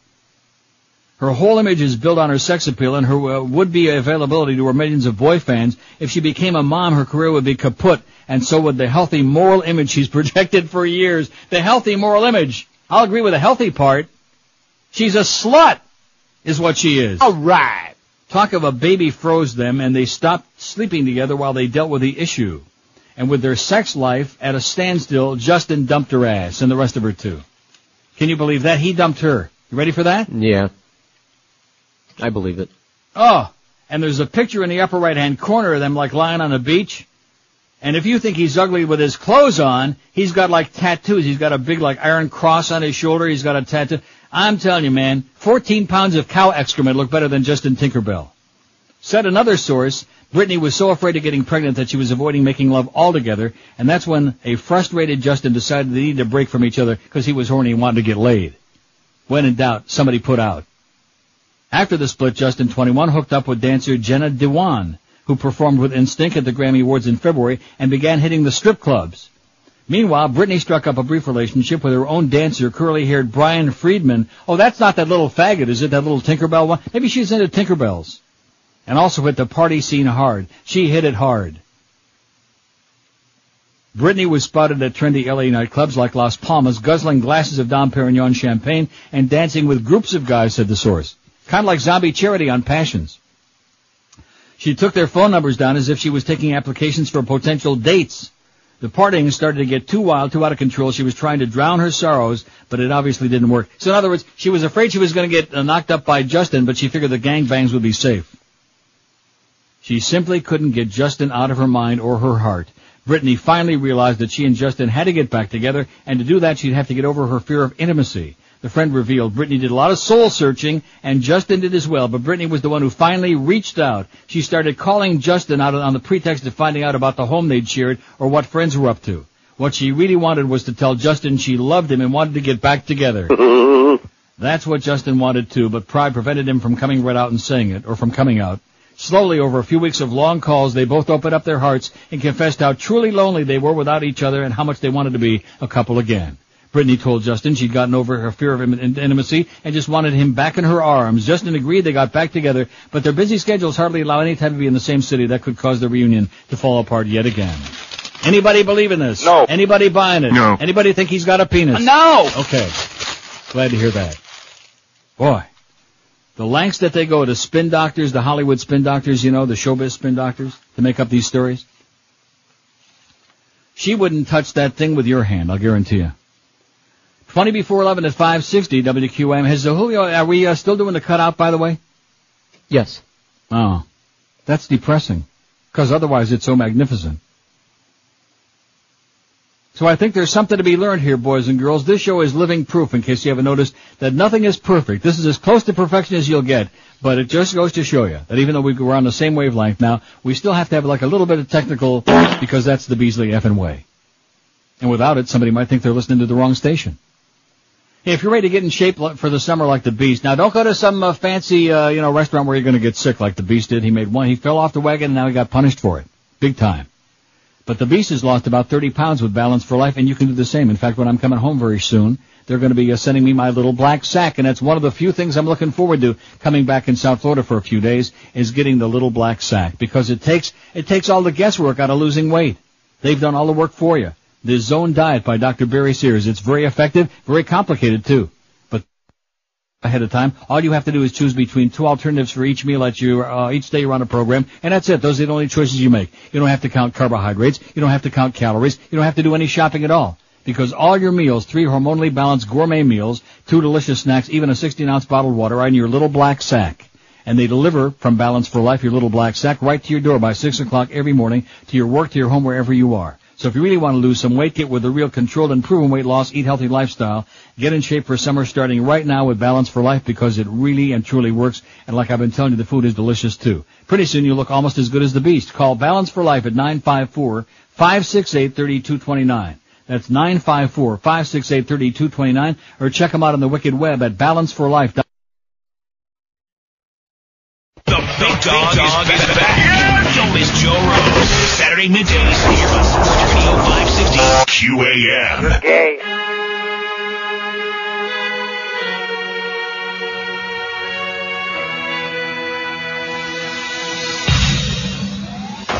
Bye, bye, bye, bye, bye, bye.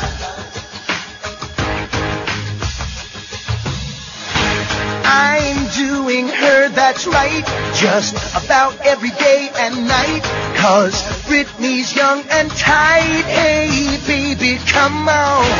I waited endlessly. She finally gave it to me. Now, just like in her songs, I can hear her moan. I've been dating her since we were 4. It ain't no lie.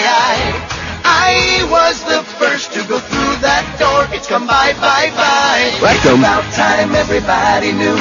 We're doing it like bunnies for a year or 2. I hate to tell you, her virginity has come by. The sweetest cherries are so young and pink. I thank God every day that I am within sync. I hate to tell you, her virginity has come by. 10:45 at 560 WQAM. Now here's another Joe and George fan, and I know exactly who this fax is from. You know who it's from, the one you just faxed me? No. From the punk who called several months ago, and that was over a year ago, I guess, giving me directions on how to do the show. I guess it was before I went off to Amsterdam for last summer.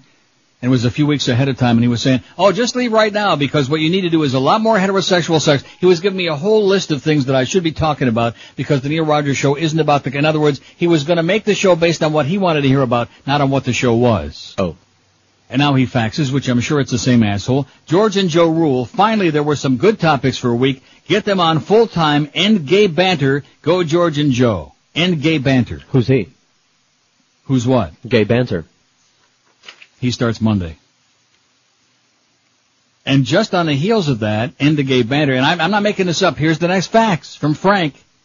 Speaking of gay banter, he says, I just wanted to comment on the Mike Piazza situation. Personally, I think that he's gay. Not that there's anything wrong with that, and I base my opinion on a theory I haven't heard discussed yet.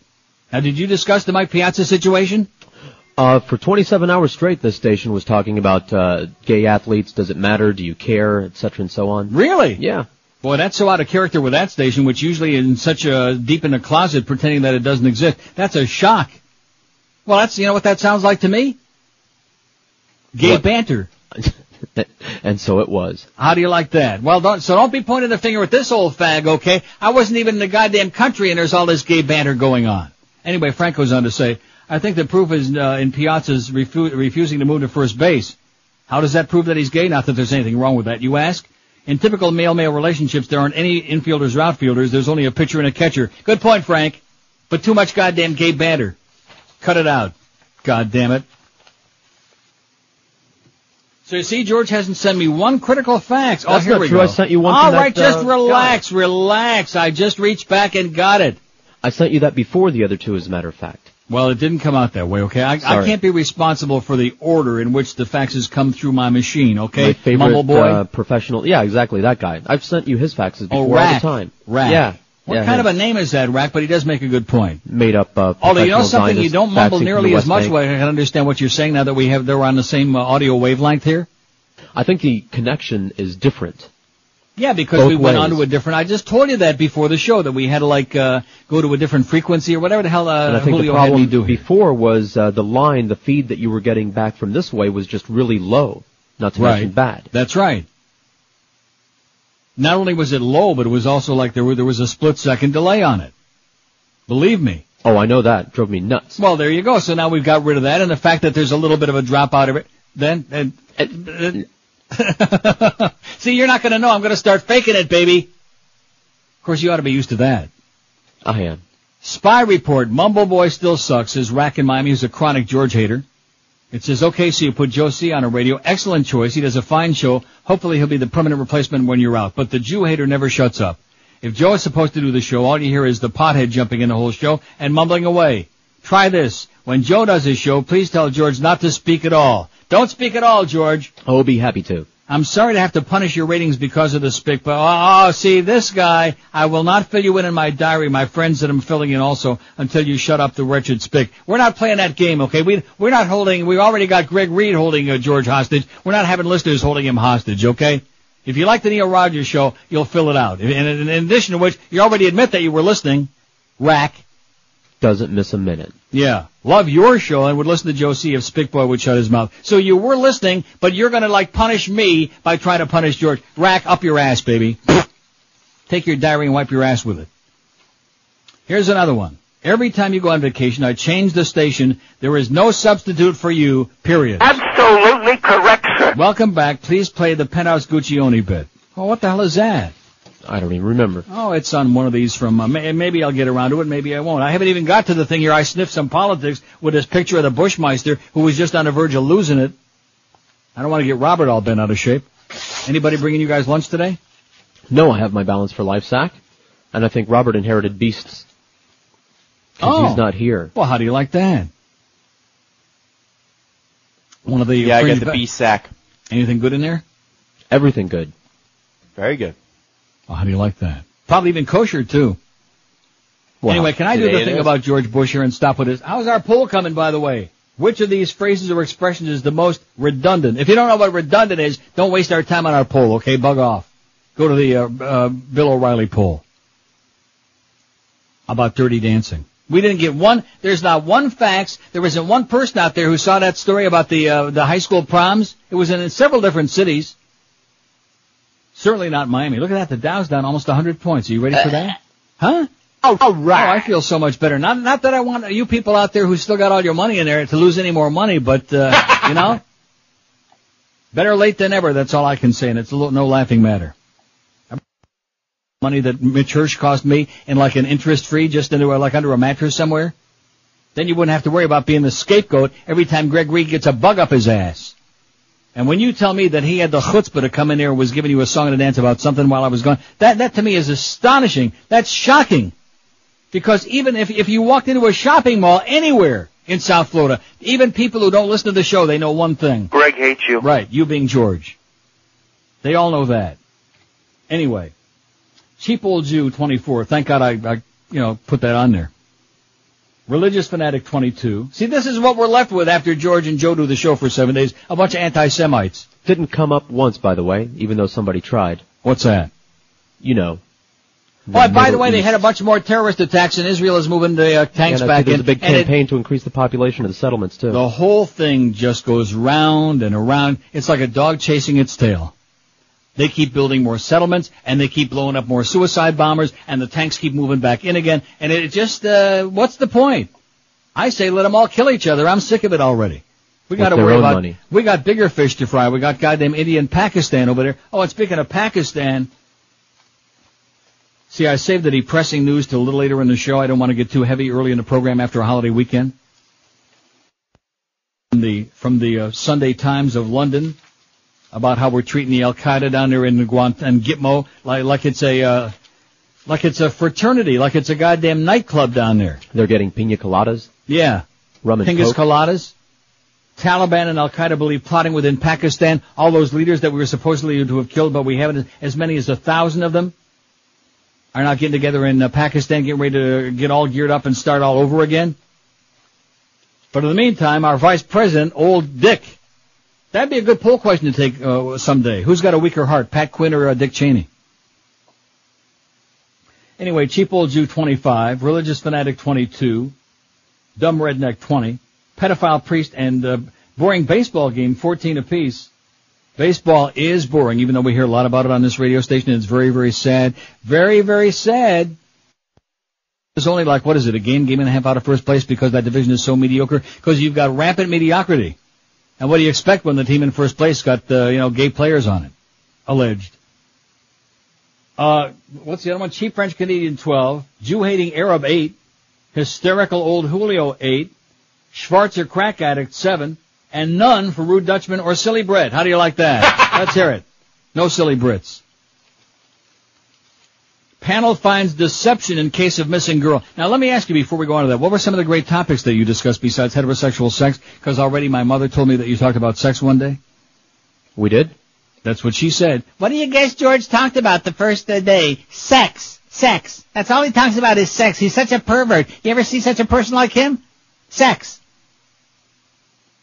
Well, we talked about Star Wars. We talked about, Spider-Man. Stuff. Spider-Man? Yeah. Who the hell gives a crap about Spider-Man? Oh, you'd be surprised. Your mom. No, my mom does not care about Spider-Man. We talked about that homeless voice thing, remember? We continued that thing going on with that scam with the Broward. Which, by the way, George Chamber. faxed me 75,000 pages about that Broward Chamber of Commerce guy and about the whole thing. I don't want to get started on that. I don't want to move backward. I got too much stuff here to move forward with. Right. Stuff like that. The mystery unfolded and, just general banter. General banter as opposed to gay banter. Well, maybe if we want to improve the Neil Rogers show, we ought to start moving on to general banter. No. Instead of my gay banter. We're going to make any changes? No. I don't think so. I'll talk about whatever the hell I want to talk about. And that asshole that sent the fax is still listening right now, okay? The one that's the amateur program director out there who's going to give me instructions as to what I ought to be talking about. Well, guess what? I'm not going to do it. We talked about office romance. Have you got the phone pod open by any chance, Robert? Yes. QAM, hello. Hello? Yes, sir. How you doing today, Neil? Great. Okay, I just heard you talk about the homeless boys. I got a very, very funny story for you. Okay. I'm in ad sales, so I'm out on the road all day long. And maybe it's self-serving or whatnot, but anytime I'm going on a rather large appointment, I usually give them a couple bucks. It worked one time, so I figured, what the hell, let's just keep going with it. So one day I'm leaving an appointment, and I just signed him, and I was extremely happy. I didn't have any cash on me, but the guy came to the window, and I never talked to him before, but I figured, what the hell, let me just say a quick hello. So I gave him some cigarettes that I had in my car, and he was very nice to me, and then he said, I got to ask you a question. I'm like, go right ahead. He said, listen, I'm a homosexual man. Do you know where I can go to have a little bit of fun in this town? So, and then he just started making innuendos, so the skinny is, give them money, but don't ever talk to them, because they're a bunch of freaks. Neil, you have a great day. Okay, thanks for the good news. See, there's more gay banter there. We finally take a call, and it turned out to be gay, although it was rather amusing. It was gay banter. Well, the guy was just looking for a good time or a hard time. Or maybe he would like to fall on hard times. I don't know. See more gay banter everywhere you look. You can't get away from it. And you know something? The world is enjoying gay banter. Why do you think they were talking about Mike Piazza so much, huh? Because he looks good? I don't think so. I think he's kind of like a freaky looking guy. But nevertheless. 10:56. And you know something else, by the way, that you're going to be very excited about? What? That call that I just took? Yeah. I don't have any headphones on. That's the first time I've taken a call up here that sounded great. Because now I've got the level, see? Now that we're on the same wavelength, technically. So it's good that there was a power failure here while I was away, and that Julio and I had to retool this whole thing, if I can say. Can I say retool? No. Redo this whole thing. And the no delay thing means that you weren't stepping all over each other Right. with the phone call It sounded great. See, we're getting this done right. Didn't I tell you it's been a work in progress? Didn't I tell you that? In real time. I love it. Now we're finally, after a few months, because that's the Beasley way, we have to start out screwing it up a little bit, and now that I took one call, I see a bunch of other people are calling, maybe I'll take them and maybe I won't. Don't worry about it, Robert. Just keep that pot open just in case. But don't hold your breath. Well, we'll see. I mean, it was a pretty interesting caller. Wouldn't you say on a scale of 3, I'll give him about 2.5? Adequate. I mean, not as good as your calls, but... Well... If you always put off going to the dentist because of fear, pain, or that's right, you get the intellectual calls. I forgot that. How soon they forget. George gets the intellectuals. I just get the gay banter like this last guy, but he was pretty good. If you always put off going to the dentist because of fear, because of pain or neglect, or fear of pain, call Dr. Rene Piedra and Associates in Coral Gables, where he offers sedation dentistry. Sedation dentistry by Dr. Piedra will make you feel at ease while your dental work's being done. You'll be sedated just enough to be unaware of the treatment being done, yet feel refreshed and have little or no memory of what was accomplished. Dr. Piedra does all types of dental work using sedation, crowns, implants, cleanings, fillings, root canal, other general dental procedures. Years of dental neglect can be fixed in as little as a couple of visits, and Dr. Piedra will make you feel at ease while he's doing the work with his sedation dentistry techniques. So don't be afraid of the dentist any longer. Get healthy teeth and gums for a lifetime by calling Dr. Rene Piedra and Associates to learn more about sedation dentistry. Call 305-661-1812. Dr. Piedra is located at 4651 Ponce de Leon Boulevard, just west of Lejeune Road in the Gables. Check him out on the web if you like at floridasleepdentist.com, or call 305-661-1812. That's 305-661-1812 for Dr. Rene Piedra and Associates, and be sure and tell him that old Neil, who's got a beautiful set and subscribers in the continental U.S. only. The Neil Rogers Show on 560 WQAM, Miami, Fort Lauderdale. Were you fudge packing? Hello, this is Bob Guccione, publisher of Penthouse, the magazine for men who can't seem to get a real woman. In our next issue, I'm proud to say we are presenting pictures of that sexy Russian tennis star with the size 36C breasts, the lovely Anna Kournikova. Oh, she really turns me on. Oh, does she turn me on? Now, I'm sure you've heard that lawyers for Miss Kournikova say that those honking headlights in Penthouse aren't hers. Well, I'm looking at these photos right now, and, I am one extremely turned-on 71-year-old porn peddler. Oh, I am so turned on. And, well, let me ask you this. Does it matter if the sexy pictures of this gorgeous young topless thing are Anna Kournikova or not? Of course it doesn't. The point is, they're hot.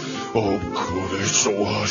Oh, I'm Bob Guccione for Penthouse, the magazine that's fun to read in the outhouse. It's occupied. Give me a few more minutes. Thank God for a little heterosexual banter there. It's 11:02 at 560 WQAM. We got Mad Dog Jim Mandich coming up at 1 o'clock. Hank is in studio at 3. We got the ball game, pregame at 6:30. Your South Florida baseball team against... Now, why does it say that? I don't understand why it's... well, I don't know. What?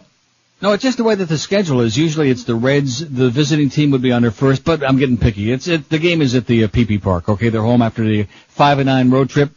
Eddie K after baseball, Joe and Mark, the Dirty Boys, back overnight on their own show. They got their own thing now. Nobody can pick on them there in the wee hours in the morning when everybody is asleep, except for a few drunks and insomniacs. Rosie looks at Liza in dim light. Here's that story that we teased a little while ago. The friendship between Liza Minnelli and fat Rosie O'Donnell was severely strained after old scabby Minnelli backed out of O'Donnell's final show in order to do Barbara Walters' The View, insiders told the New York Post. Oh, I saw The View one day. Boy, that's terrible. That's terrible. It is terrible. The View. 2 weeks ago, O'Donnell announced with much fanfare that Nathan Lane Minnelli would be her guest star. You know, if you had any idea of how different the whole experience of doing this show is, now that we can actually hear each other, I have every idea. I mean, it's the audience. I don't know if the audience can hear it the way it sounds on the air, but for me, just sitting here in this room, it's like Machaya, as they say in Yugoslavia, if they still had a Yugoslavia. That's what Milosevic said. He said it's a Machaya. Anyway, 2 weeks ago, O'Donnell announced with much fanfare that Nathan Lane Minnelli would be her guest stars on her last live show, which aired Wednesday, but sources said due to a misunderstanding over a Judy Garland song, Minnelli backed out and had to be replaced with Christine Ebersol. Who the hell is that? Don't know. Never heard of her. Liza had promised Rosie she would sing Somewhere Over the Rainbow, but a few weeks later she had a change of heart and didn't want to do it, the Post said. Rosie was furious and said, if you won't sing it, don't come. Liza has never sung that song in public, and she knew it would be a big heart-stopping moment. She figured that if she was going to be getting a lot of attention from the song, it might as well be in her own Broadway show and not Rosie's, the Post source said. How do you like that old washed-up bitch, huh? That freaky Liza Minnelli.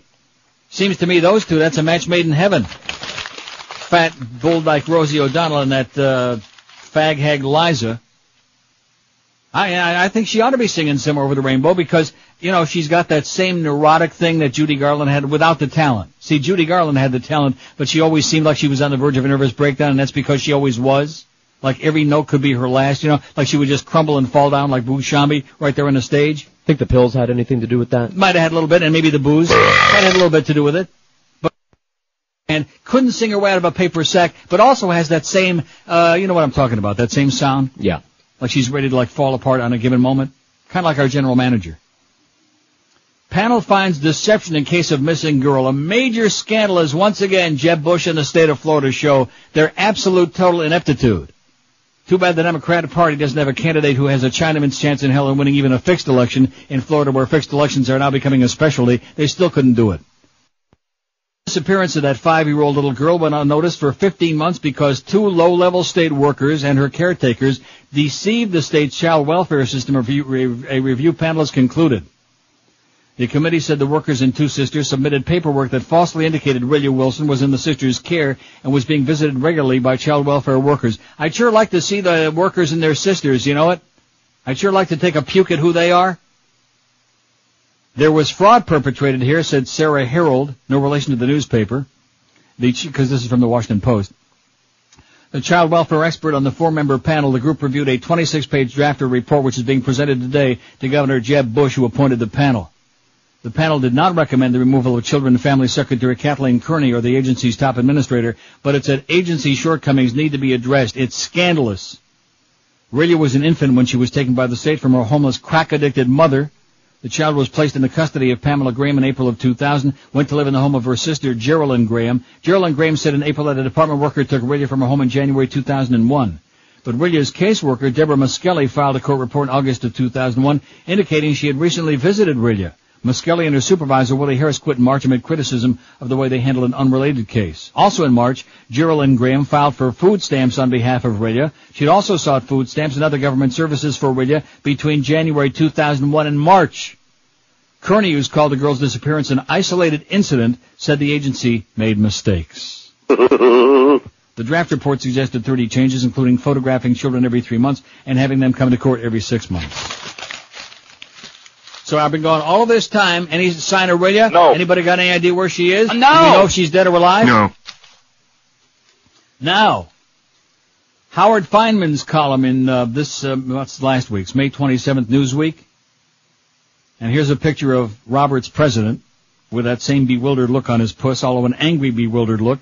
The people's president. Yeah, the minority of people who voted for him, right. Howard Feynman writes, it was supposed to be, well, of course, like what's-her-name said, and what's-her-name, Robinson, she said the American people are dumb. And boy, is she right. American people wouldn't even know where to find Afghanistan on a map with both hands, including this president. So you're right, he is the people's president. They like dumb. Look at Jimmy Carter. Look at Eisenhower. Look at Gerald Ford. It was supposed to be a routine drop-by, a little more, a quick strategic review with the president before he awarded a medal to Nancy Reagan in the Capitol Rotunda.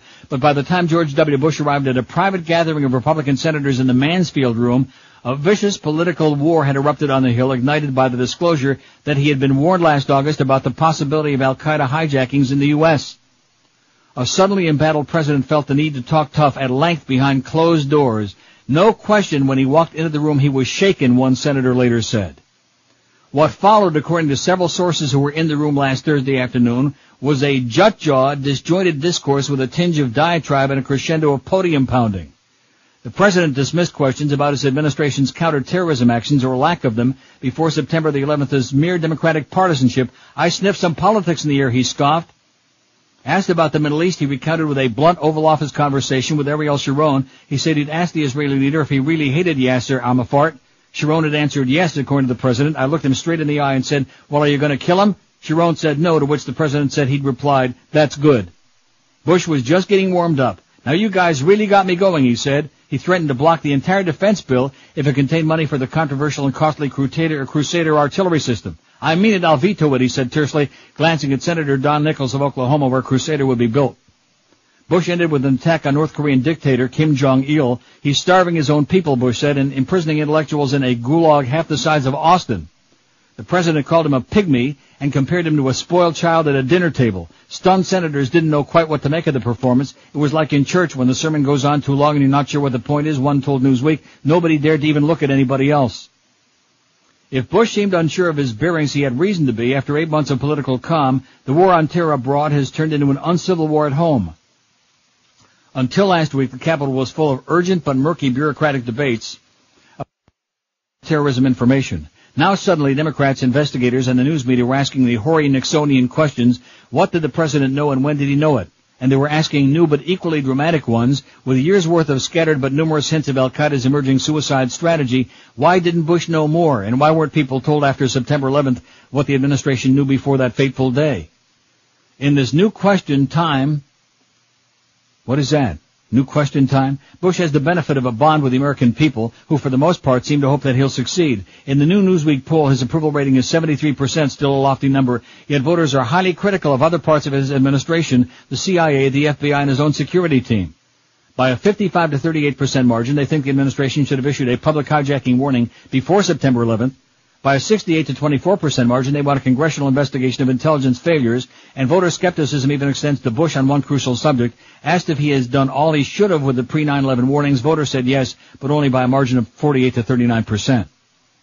Democrats, trying to sound more sorrowful than angry, let alone delighted, demanded answers. Noting an instantly famous headline, Bush knew in the normally pro-Bush New York Post, Senator Hillary Rodham Clinton took the Senate floor to express her concern. So did party leaders Tom Daschle and Dick Ephart. The rest of the party joined in, conveniently ignoring Clinton administration failures and the extensive pre-9/11 knowledge of their own members of congressional intelligence committees. It was the attack of the mattress rats, a top White House aide said bitterly. They were everywhere. Soon after Bush's chesty Mansfield room talk, Team Bush gathered itself and fought back hard, whacking the rats, as they put it. They dispatched Vice President Cheney to wave the patriotic flag at a political dinner in New York, where he warned critics not to make incendiary comments that are totally unworthy of national leaders in a time of war. The Bushies even took the unprecedented step of wheeling out Laura Bush to defend her husband. Traveling in Budapest, Hungary, Mrs. Bush stayed up late to watch a Condi Rice briefing. The next morning, the First Lady volunteered to reporters that it was very sad that people would play upon the victims' families' emotions or all Americans' emotions. The counteroffensive temporarily silenced most Democrats, but the Bush administration nevertheless found itself in a nightmarish and familiar Washington predicament, forced to issue statements without knowing what leaks might immediately undercut them. Investigative committees were demanding and getting access to thousands of potentially explosive documents, and bureaucrats suddenly were less interested in protecting the president than in protecting their own rears and reputations. Under the strain, the White House's vaunted message discipline and internal unity were falling apart. Privately, some hardliners criticized Press Secretary Ari Fleischer for confirming the basic substance of the August 6th memo when it was first reported by CBS. We should have piled up the sandbags and said, "None of your business, it's highly classified," one insider grumbled. Others criticized Rice's briefing. She wasn't ready for prime time, huffed one staffer, that's for sure. Still others privately lamented the administration's failure to tell the public more, if not before 9/11, then immediately after. Some wished that Counselor Karen Hughes, who was traveling with Mrs. Bush and will soon be leaving the White House, was back at Spin Control Central. More urgently needed than a message leader is a message, said Republican pollster Frank Luntz. The topic, what people need to know and what for security reasons they can't be told. The public is confused about the relationship between national security and the flow of information from the government, he said. One minute they're being issued too many warnings, the next minute not enough. That might compromise the war effort, but they need to have a better sense of what the limits are and why. But a habit of disclosure is not in the Bush genetic makeup. The son of a CIA chief, Bush has always preferred to operate with secrecy and surprise. Cheney sees Congress and the media as annoyances at best. This view was reinforced by the advent of war. More than ever, they tend to think that the public has a right to know only what the top guns think is worth telling them. But now, having said less than he should have last fall, Bush is going to have to say more than he wanted to this summer and perhaps for the rest of his presidency, writes Howard Feynman in Newsweek. 11:13 at 560 WQAM. Here's one thing everybody should know, and that is if you don't sleep on a good quality mattress, you're going to wind up with a bad back, and you're going to wind up as a result feeling like crap.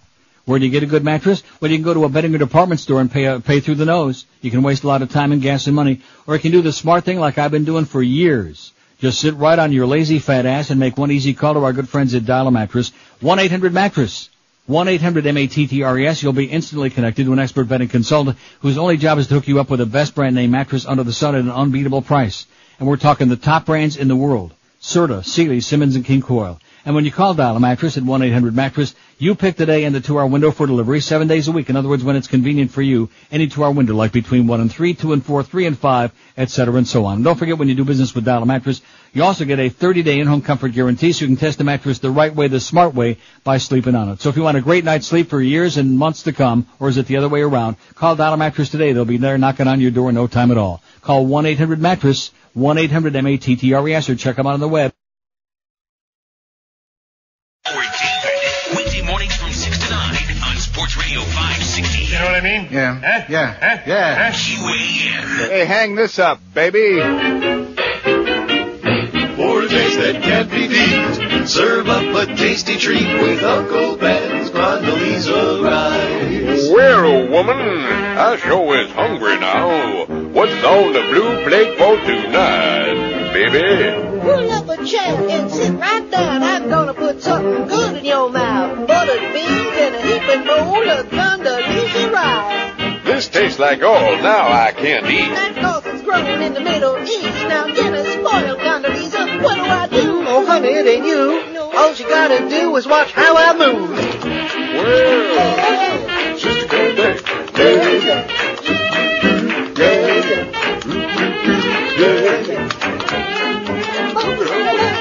Watch closely now. mind if I join in? Sorry. Lord have mercy. She got it, honey. We sure is happy now. Underneath the podium, underneath the podium, Uncle Ben's Condoleezza rice. I guess we shouldn't report that Pakistan has just test-fired a third missile. You know, they did 2 over the weekend. They just did another one, just for the hell of it, and India's getting a little bit tense. And, of course, you do realize, what the hell's his name? Shmata, whatever that. He's 77 years old and in failing health, so what the hell's he got to lose, you know, at this point? So it's a little bit nerve-wracking, the fact that you've got, and of course, if anybody doubts what I've always said, and George, the same thing about religion over the years, just take a look at this deal over there now. You've got not only got the Hindus against the Muslims, but you've got the Muslim fanatics against the non-fanatics, against the people who want to be, allowed to live out of the Stone Age, and then the Muslim fanatics who want to force them, just like the Taliban were doing to their people in Afghanistan, to live in the Stone Age, and restrict this and restrict that, and it's tragic. As you look all over these parts of the desperate world, you see everybody, it all boils down to this religious group against that religious group, everybody with a label. See, I prefer to consider myself, which it's a lot safer that way, like a citizen of the world. I'm walking around over there in Amsterdam, over there in the Rembrandt Plain, or the Damrak, or wherever the hell I am. I'm like a citizen of the world. I live in Amsterdam, I live in Miami, I live in Toronto, I live around the world, you know. What the hell difference does it make? What difference does it make? Now, when you talked about the Mike Piazza thing, yeah, did you read the actual column that the Post refused to print? No, we didn't read any columns, but we referred to it. Joe did. Joe started that whole thing, by the way. Well, you wouldn't have started it because it's gay banter. Right. It's gay. Right. And you wouldn't have talked about that. Plus, you don't know Mike Piazza from Tony's Pizza. Who's that? Now, what did you just say? I said, who's that? Oh. Did I cut out? That was the one time I couldn't hear you because you were mumbling that time. We're on the same wavelength here, but now you were mumbling. Eric says he's hearing me cut out too, but I don't know how that can be. I think that's what just happened right there. But you know something? I don't care. Because believe me, and leave it to Eric. Hey, Eric, why don't you give us the good news, okay? Stop being such a sourpuss just because us fat people tend to be sour people because we hate the fact that we look in the mirror and we see that we're so fat and ugly and grotesque and got these big hanging blobs of fat that are killing us and restricting all of our goddamn organs.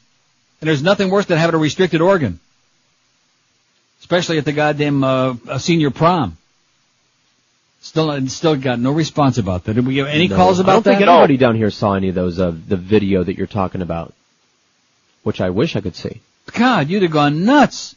I mean, these kids were like, you talk about dirty dancing in your wildest disco that you can imagine on South Beach in a night of ecstasy-filled, acid-induced, wild, dirty dancing. You have never seen anything wilder and more suggestive than what these kids were doing at their senior proms at these, at least 4 or 5 high schools. It's no big deal. I didn't say it was a big deal. Well, why, are you into that too, Robert? You're going to be doing some dirty dancing in the middle of the show? He drops a lot of ecstasy and does dirty dancing down on South Beach. That's right. Well, so what's wrong with that? Anyway, go to some Schwarzer Fest this last weekend? Forget about that. Anyway, so now which one of these should I do first? I guess I'll read this one. Well, see, that's right, because you don't do reading, because you don't read well, first of all. Read right. You notice how good my reading is today? It's great. It's sensational day. You know why? Because I just came back from vacation. See, these people who say I take too many vacations and they get pissed off when I'm not there, and because they hate George or Joe or whoever, just because they're generally pissed off, guess what? If I had a lot more vacations, this show would be sensational. In fact, I think 50 weeks of vacation a year and 2 weeks of work sounds great. Oh! Yeah, sounds excellent to me. And what Greg Reed doesn't understand at this point is, see, he thinks I gave him back some vacation in August, I gave him back a little vacation in, what he doesn't realize is I'm on vacation for 7.5 months. Oh! Yeah, like right now. I'm doing a show, but guess what? The way I look at it, I'm still on vacation. Because you're not here. That's right. Man, it's like dying and going to heaven. This is like paradise. And that's why from the very beginning, those assholes who said, oh, well, we don't like the tone of the show. The tone is awful. Right, because Neil isn't pissed off and unhappy. We can't share our misery and suffering. We can't heap our unhappiness and our misery upon him because he's not here with us. Going to those stupid hockey games. Screw that, you know? I want to go to a hockey game. I'll go pay $2,000 for a goddamn ticket tonight in the nosebleed at the ACC, although I think I'll sit here and watch it on TV for free, thank you, in the comfort of my living room, as opposed to the Air Canada Center, which needs some help.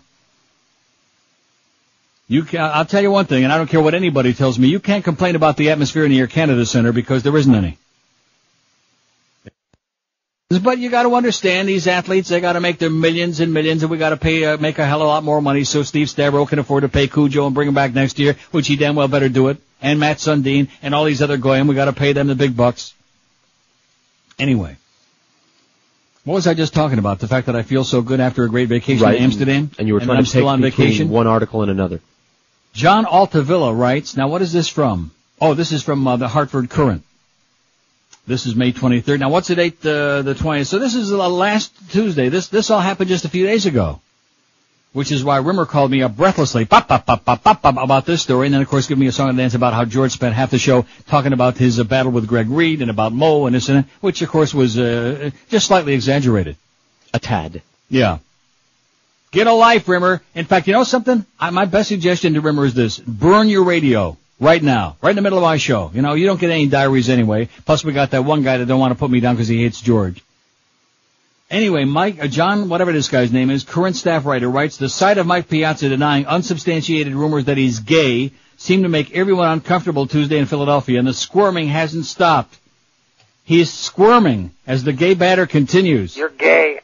I'm heterosexual, Piazza said. I can't control what people think. I can say I'm heterosexual. I date women. I don't see a need to address it any further. I date women. That's what Al Rantel used to say, too. On Monday, and I don't know and I don't care, okay? Mike Piazza does nothing for me. If he's gay, more power to him. If he's straight, all I would say is, like, stand up straight and stop squatting down all the time. Although, on Monday, a line in a gossip column by the New York Post, Neil Travis said a Met star was thinking about coming out of the closet. There's a persistent rumor around town that one of the Met stars who spends a lot of time with pretty models in clubs is actually gay and has started to think about declaring his sexual orientation, Travis wrote. And from the moment the paper hit the streets, there's a great line that goes in there, but it's not there. The Schmidt hit the fan should be the next line, don't you think? Yeah. The story began to take on a bizarre life of its own, it says, including a long run on New York's talk radio circuit, I'll bet. Maybe the media needs to grow up someday instead of minding other people's business, Mets manager Bobby Valentine said Wednesday. Reckless journalism, Mets GM Steve Phillips said. Veteran Post-Sports columnist Wallace Matthews, angered by the Travis story, wrote a column that the paper refused to publish without content changes. In the column, Matthews asserted Piazza's right to privacy and was critical of the Post. On Wednesday, Matthews posted his unedited column on several internet sites, which I have one here, including sportsjournalist.com. I always knew the paper had no integrity, Matthews said on the website. Later, the Post fired Matthews. It is best to tread lightly lest someone come peering into your windows next, Matthews wrote in his column. That's why the kind of journalism perpetrated in Monday's Post is abhorrent, as are the McCarthy-like tactics of homosexual groups that deliberately out celebrities and athletes under the premise of exposing hypocrisy. ESPN Radio that he was no longer working for the Post. I'm through with them, but I'm not sure if they're through with me, Matthews said. Post sports editor Greg Gallo referred questions to a Post spokeswoman. In light of Matthews' derogatory comments and insubordination, Post management felt it was no longer appropriate for him to continue in the paper's employer statement. Said Valentine said professional baseball players would not be fazed by a gay teammate. A couple of females, women athletes, if they could play, Valentine said. And then, of course, regretted those comments. You're gay. Yeah. So after the break, I'll read the column by Wallace Matthews that the Post wouldn't print, which really is not a big deal. But, I guess the Post is just so uptight, they can't take any goddamn criticism. And I like the New York Post. Like a lot of the columnists for the Post, but, just the way it is. 27 after the hour. Oh, jeez. At 560 WQM. I don't have any Champion Light. Oh, no. I just mentioned that in passing. I come back from vacation and I thought for sure there would be like cartons and cartons of Champion Light here just waiting for me. And, just the way it goes. I don't want to be a freeloader, but why the hell not? Anyway, I love Champion Light, and you will too, because they've improved the taste. It comes in 6 delicious flavors right now. Orange, lemon, lime, grapefruit punch, and the brand new, what do they call it? Blue raspberry? Blue raspberry and lemonade. See, I'm away so long, I forget what it's all about. I do know with this, there's no crap in it. Unlike all the other sports drinks that are loaded with sugar and with carbohydrates and calories and crap, you won't find any crap at all in Champion Light. It tastes good and it's good for it at the same time. No sugar, no carbohydrates, no calories, like I said, no swill. Pick it up at your favorite store. Now let's see, do I have the right stuff here from P.D. Lenny, which I doubt? No, that's age old. If you want to find the store nearest you that carries Champion Light, call up P.D. Lenny on his cell phone. I'll give out the number in a minute. Or look up on the website, Champion Light. Against the Cincinnati Reds. Game 1 tonight. Coverage gets underway at 6:30 on Sports Radio 560 QAM. Neil Young. Coming up tonight on Inside the Behind the True Hollywood Celebrity Music Biography Profile Story, we take a good, hard, stiff look into stardom. He was an Indonesian born of Dutch parents who had his only hit with a remake of an American song which he recorded in Germany. Was this guy f***ed up or what? We're talking about Taco. If you're blue and you don't know where to go to, why don't you go where fashion sits? Oh, I love him, but it's extremely hard to find information on Taco. Indeed. Oh, I love him, but it's extremely hard to find information on Taco. Indeed, our own search for Taco proved fruitless, until it finally bore fruit in Jim, who runs the only known Taco fan website in the world. I want people to know they don't have to be ashamed to visit my site. If you love Taco, you've found a home here. Jim also runs Taco support groups for the miserable, hideous freaks who actually cop to liking this crappy singer and his crappy song. Hi, my name is Beth, and I'm a Taco fan. Hi, Beth! How do I explain Taco's contribution to this whole oeuvre of synth-pop versions of Irving Berlin tunes? Where are you, Taco? Please let us know where you are, and if you're listening, I just want to thank you. Thank you so much. You did such a wonderful thing for... Oh, and please click on the links to my sponsors. Help keep my website free. What a bunch of crap. Give me the Young Frankenstein version any day. If you're blue and you don't know where to go to, why don't you go where fashion sits? Ah, that's better. It's a big, juicy, sopping wet look at show business tonight on Inside the Behind. So whatever happened to Marty Feldman? Is he still dead? Still dead. Oh. 11:32 at 560 WQAM. Here's Wallace Matthews' column, the one that the New York Post wouldn't print and that they fired his ass over. Bobby Valentine may turn out to be everything he thinks he is, he says. Baseball genius, restaurant innovator, all-around Renaissance man, but on one issue he's wrong, dead wrong. Major League Baseball is not ready to accept an openly gay player, as he told Details magazine in an upcoming issue, nor is the NBA, the NHL, the NFL, the PGA, the USTA, or professional boxing. If they were, Mike Piazza would not have found himself thrust into the awkward position of having to address rumors concerning his sexuality before the start of last night's Mets-Phillies game. If the fans were ready, the Mets wouldn't care if it became known that their entire roster was made up of gays, because it wouldn't matter. And if the rest of society were ready, I wouldn't be writing this column right now. You'd think that by now, 2 years past the millennium, and in a country that considers itself sophisticated, the sexuality of an individual would no longer be an issue. And yet, by what happened last night, we're reminded that it's still a very big issue indeed. Every time we start to believe we live in a mature society, something like this comes along to remind us we really aren't that far removed from the frat house or the schoolyard or the kiddie park. Valentine's comments to detail sparked an irresponsible blind item in Monday's Post in which a gossip columnist reprinted a rumor concerning an unnamed Met. The gossip columnist then acknowledged that he was unable to substantiate any part of the rumor. He printed it anyway. Scott's statements avowing his heterosexuality were in direct response to that item, but in truth there was no reason to print the item and even less reason for the Mets to respond to it. Whose business is it anyway what a player does off the field, or who he sleeps with, or what kind of car he drives, or what kind of a dog he owns? The only time a player's personal life becomes an issue is when it can be shown to be affecting his performance on the field. Even then, it is best to tread lightly, lest someone come peering into your windows next. That's why the kind of journalism perpetrated in Monday's Post is wrong, as are the McCarthy-like tactics of homosexual groups that deliberately out celebrities and athletes under the premise that to keep one's homosexuality a secret is somehow hypocritical. Doesn't anyone understand the meaning of words like privacy or modesty or discretion anymore? Perhaps Piazza, who's probably the most approachable and accommodating athlete at his level in any sport, felt it was best to lay this story to rest by addressing it head-on, so to speak. Maybe the Mets, worried about negative publicity and a renewed whispering campaign, put Piazza up to it. If so, they committed an unspeakable injustice to a good guy. Either way, it demonstrates that we have a long way to go before we're truly ready to accept people for what they are. Judging by the feeding frenzy that greeted Piazza last night at the vet, it seems that the first openly gay male athlete, whoever it happens to be, will face the kind of abuse no athlete has faced since Jackie Robinson wiped out the color line in 1947. In fact, it may be even worse. Robinson mainly had to worry about white racists. Whoever chooses to come out will likely face homophobia that crosses into every race, creed, color, and ethnic group. It'll take a person of incredible courage and resilience to make such a stand. Now, can you tell me what's wrong with that article? Nothing. Besides, he's critical of his own newspaper for putting that thing in there in the first place. But I mean, that article, it seems to me, makes a lot of sense. Uh-huh. Yeah, I was waiting for something, I don't know, bold or... No, and he gets canned over it because he wouldn't edit it. He wouldn't change it to accommodate them at the Post. Post is what I say. Oh! At any rate. More gay banter, by the way. That's the problem with this show, make no mistake about it. We just surveyed 50,000 individuals over on Church Street here in Toronto. They said lots more gay banter. That's what we want. Sunday Times, in the UK no less. Well, you know, it's such a shame that the papers in South Florida suck so bad. I always knew it, but I never realized it quite as much as I do now. Why do you think some of us don't bother?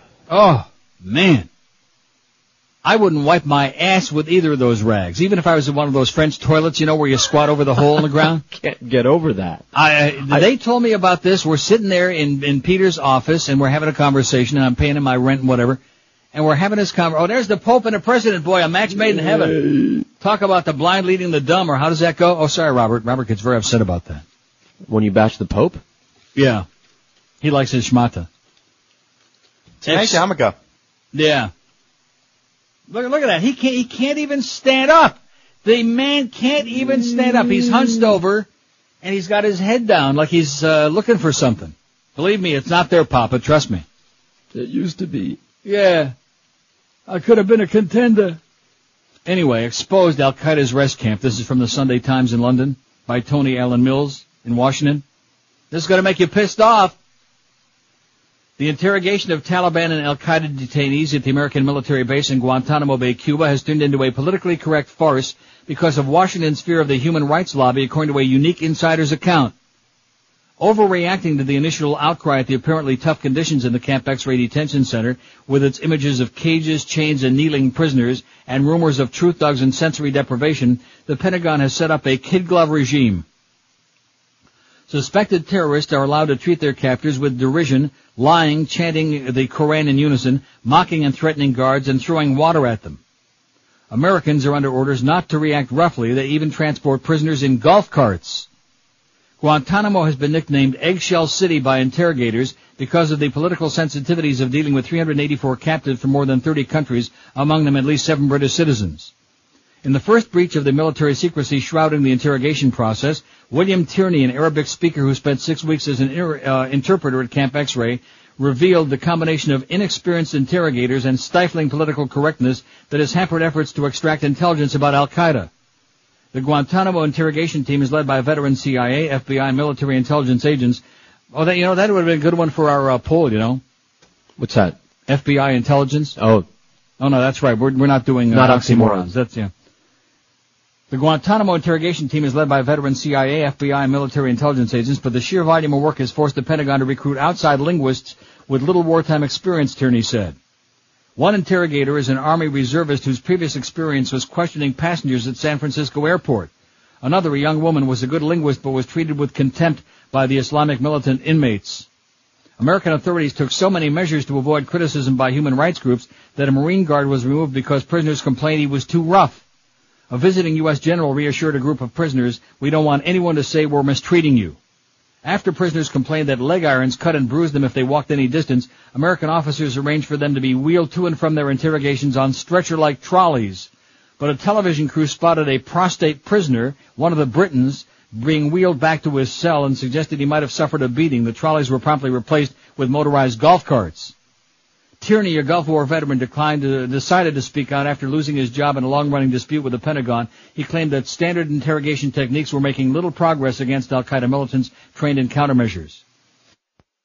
Good cop, bad cop routine with a Saudi detainee's trust. To win a Saudi detainee's trust, the lead interrogator feigned a fit of temper and stormed out of the room, leaving Tierney to sympathize with the prisoner and trying to ingratiate himself by talking about life in Riyadh. It didn't work, of course, he said. Other sources supported Tierney's account of an intelligence effort hamstrung by bureaucratic breakdowns and political pressures. The experience on interrogations has been miserable, a disaster from the very beginning, said a congressional intelligence source. A senior military officer concluded, "We haven't scratched the surface in getting things out of these folks that we need." Lieutenant Colonel Dennis Fink, a spokesman for the interrogation team, acknowledged yesterday that interrogating hardline Islamic militants was a very tedious task, a very long, slow process. He insisted, however, that there was no hurry and that everything is going fine.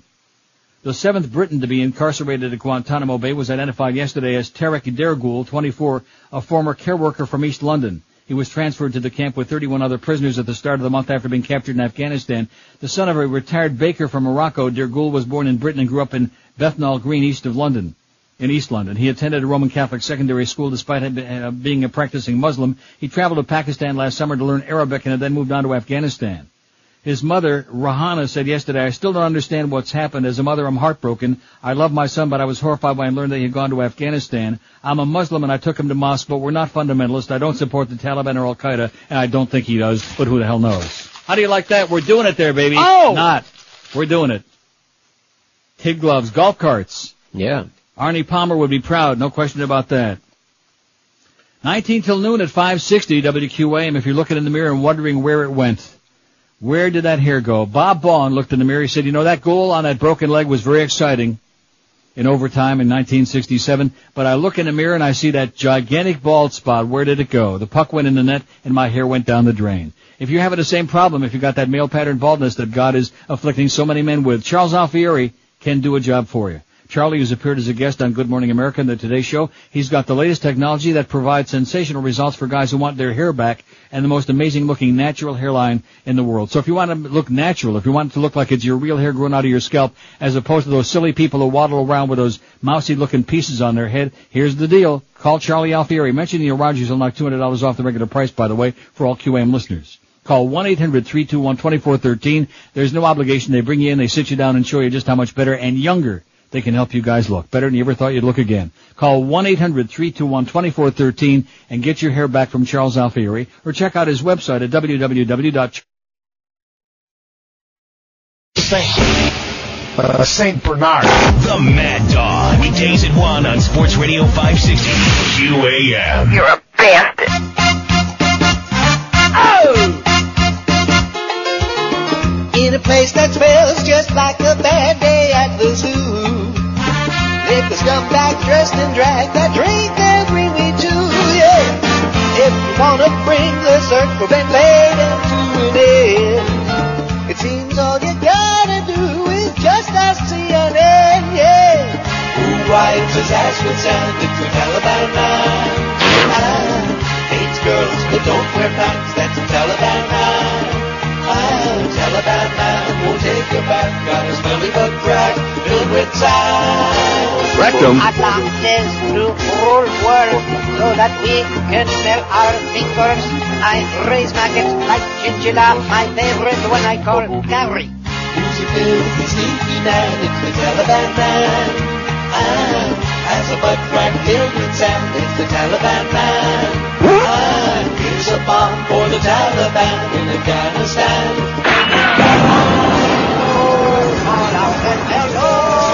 Allah, it's 11:47. Oh, look at this. We got a press conference coming up shortly on the cause of death for Chandra Levy. I think she done herself in, don't you?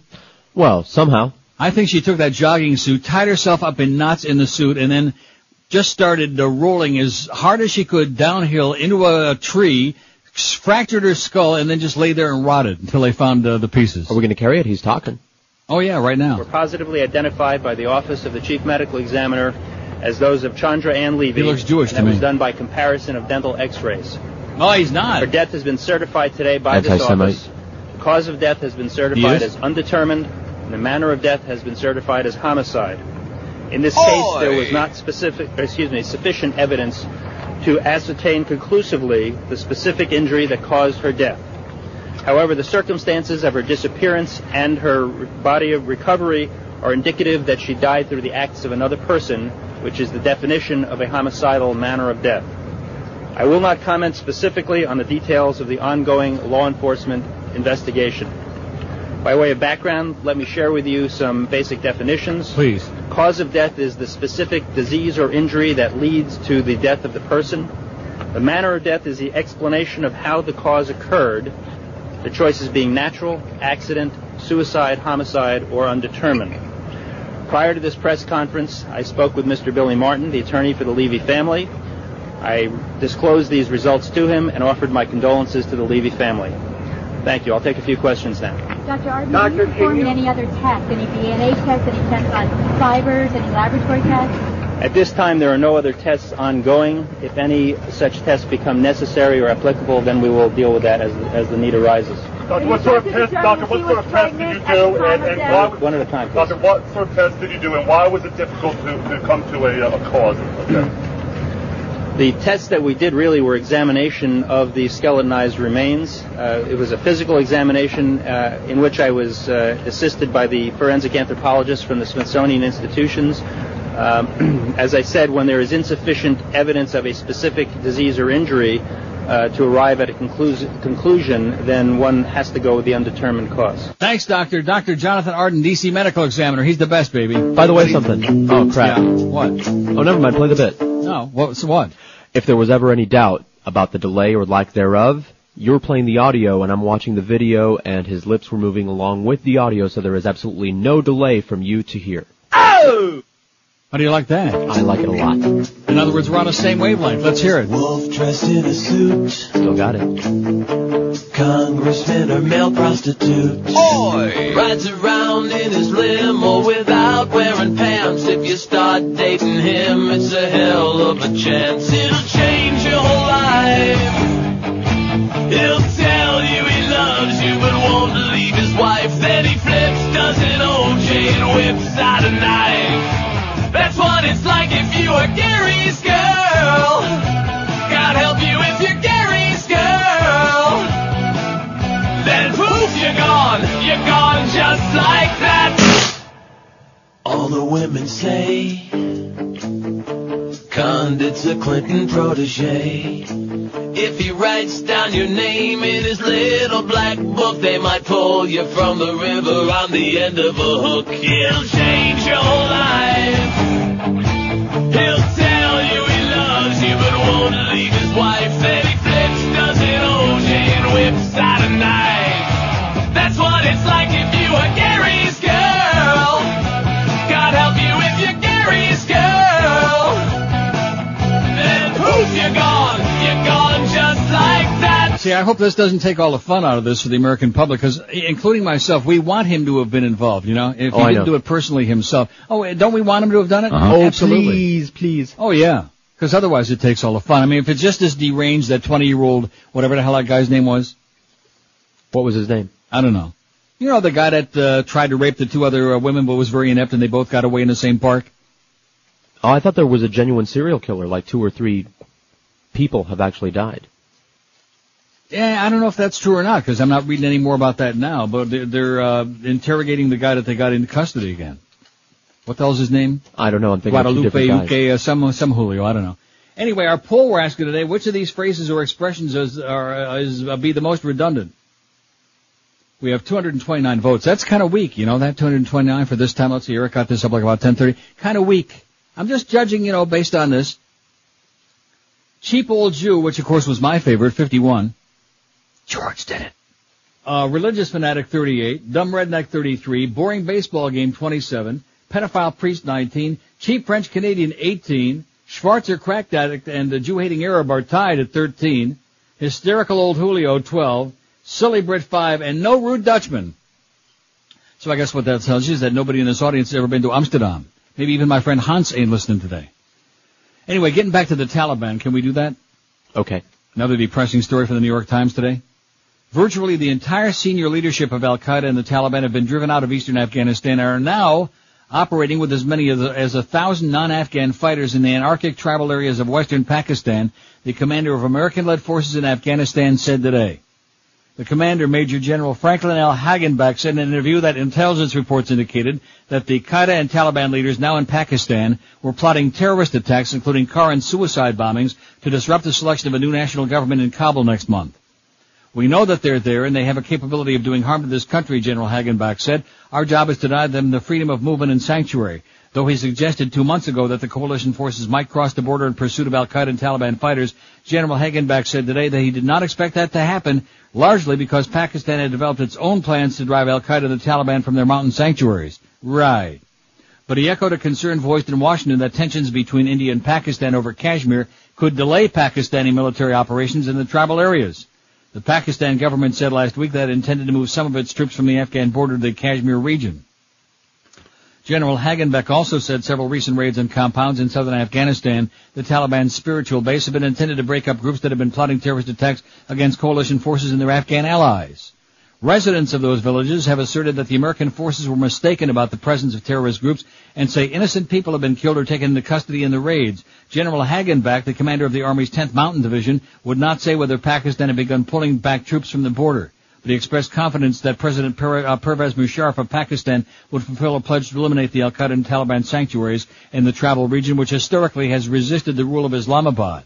I have no concern that they're not going to do what they said they'll do, General Hagenbeck said in his office at this former Soviet base, now the headquarters for more than 10,000 Allied troops in Afghanistan. They're interested in ridding western Pakistan of al-Qaeda. He added, with what's currently going on in India, I don't know what the timing's going to be. That's the problem. In other words, their plate is full. You heard that expression? Kind of like the Beast used to use that expression all the time before I got on Balance for Life. My plate is full. Wasn't full for long. How's he doing, by the way? Again, any updates? Is he still alive? No, as a matter of fact, we would love to hear from him and how he's doing. Yeah, we're concerned about you, Beast. Do you believe that? No. He said he just woke up dizzy this morning. I see. Maybe he's got that viral thing, you know, in London they had that some of the troops were getting in Afghanistan, that viral infection. Mad 100 cow? people in some... No, not mad cow. Jesus, God. Although, you know something, when you look at the Beast, you kind of think of like either man cow or mad cow. Man hog. Here's one that says, I realize you just read Matthew's column. I don't know if you've seen the other stuff from the Post and from Matthew's. I faxed you what was legible. There were 2 other little articles that came along with that fax, and they were illegible. Oh, I see. There was, I just got through reading this. But thanks anyway, Lauren. Thank you very much. I just got through reading this exact same thing, which he says you did, but he faxed to me. I mean, did this come before I read that? No. Oh, I dropped my pen, damn it. Uh-oh. Oh, no. And you know what? What? It's, oh, no. Oh, no. Oh, man, am I dizzy. Like I just had to crawl around on the floor and get my pen. I don't want to leave it laying there. I'll forget about it. Okay? Forget about it. I'm not going to forget about it. So thank you very much for Wallace Matthews that he got fired from the Post. That's pathetic. I thought this was supposed to be America. I thought that's what this was all about. But I guess at the New York Post they don't believe in America, and they certainly don't believe in freedom of speech. New York is getting confused with South Florida, where we know we don't have freedom of speech. God. Hey, it's springtime again, and that means one thing. It's time to eliminate your carpets of the dirt, the germs, the dust. To make a long story short, there's a word that covers all of those things, schmutz. If you want to get the schmutz out of your carpets that can cause allergies and just don't look all that good in the first place, call the experts at Dry Concepts. I've been using them in my house for over 20 years now. God, it's unbelievable. A long time. They've been around a long time, too, and the reason for that being that because they do such a stupendous job, people wouldn't even dream, if they ever used Dry Concepts, they wouldn't dream of calling anybody else, and you shouldn't either. Dry Concepts technicians are schooled and certified by the Institute of Inspection, Cleaning, and Restoration. They give you a written guaranteed price before they start doing a job. You can't beat them with a stick. You can clean today, entertain tonight, because your carpet's dry just 2 hours after they finish the job. So don't be fooled by those rip-off artists, those $5.99 specials that leave your carpet soaked for days, and then, like I said, tack on a gigantic bill at the end of the job. Treat yourself and your carpets to a spring cleaning today in Broward County. Call Dry Concepts at 954-370-7778. 954-370-7778. Dade or Palm Beach, call them toll-free. 1-800-248-5071. 1-800-248-5071. Don't forget, guaranteed written price up front, a stupendous job every time, and a big smile on your face when they finish the job. Dry Concepts Clean. We're the men and women of the United States Navy. The Neil Rogers Show on 560 WQAM, Miami, Fort Lauderdale. Hi, this is Steve Goldstein, but you can call me Geldy. Whenever I'm in town, I listen to... Wait a minute, I am in town. It's the 12 to 1 hour.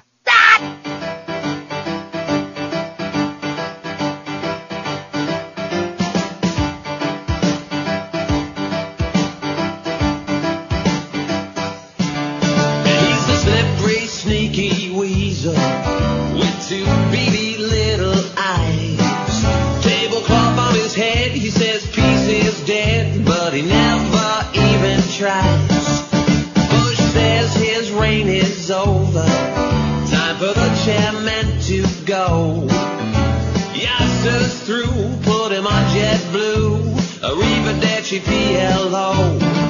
Well, goodbye, bye, Arafat. Your crap, and that is that.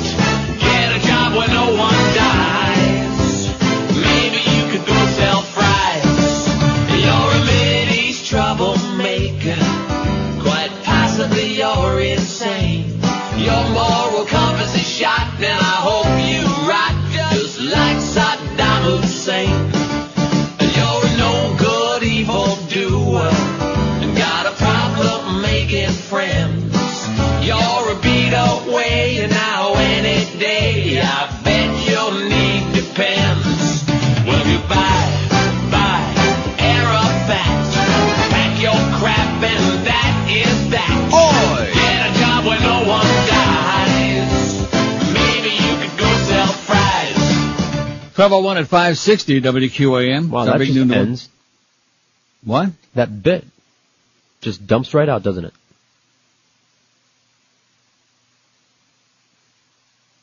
Hello?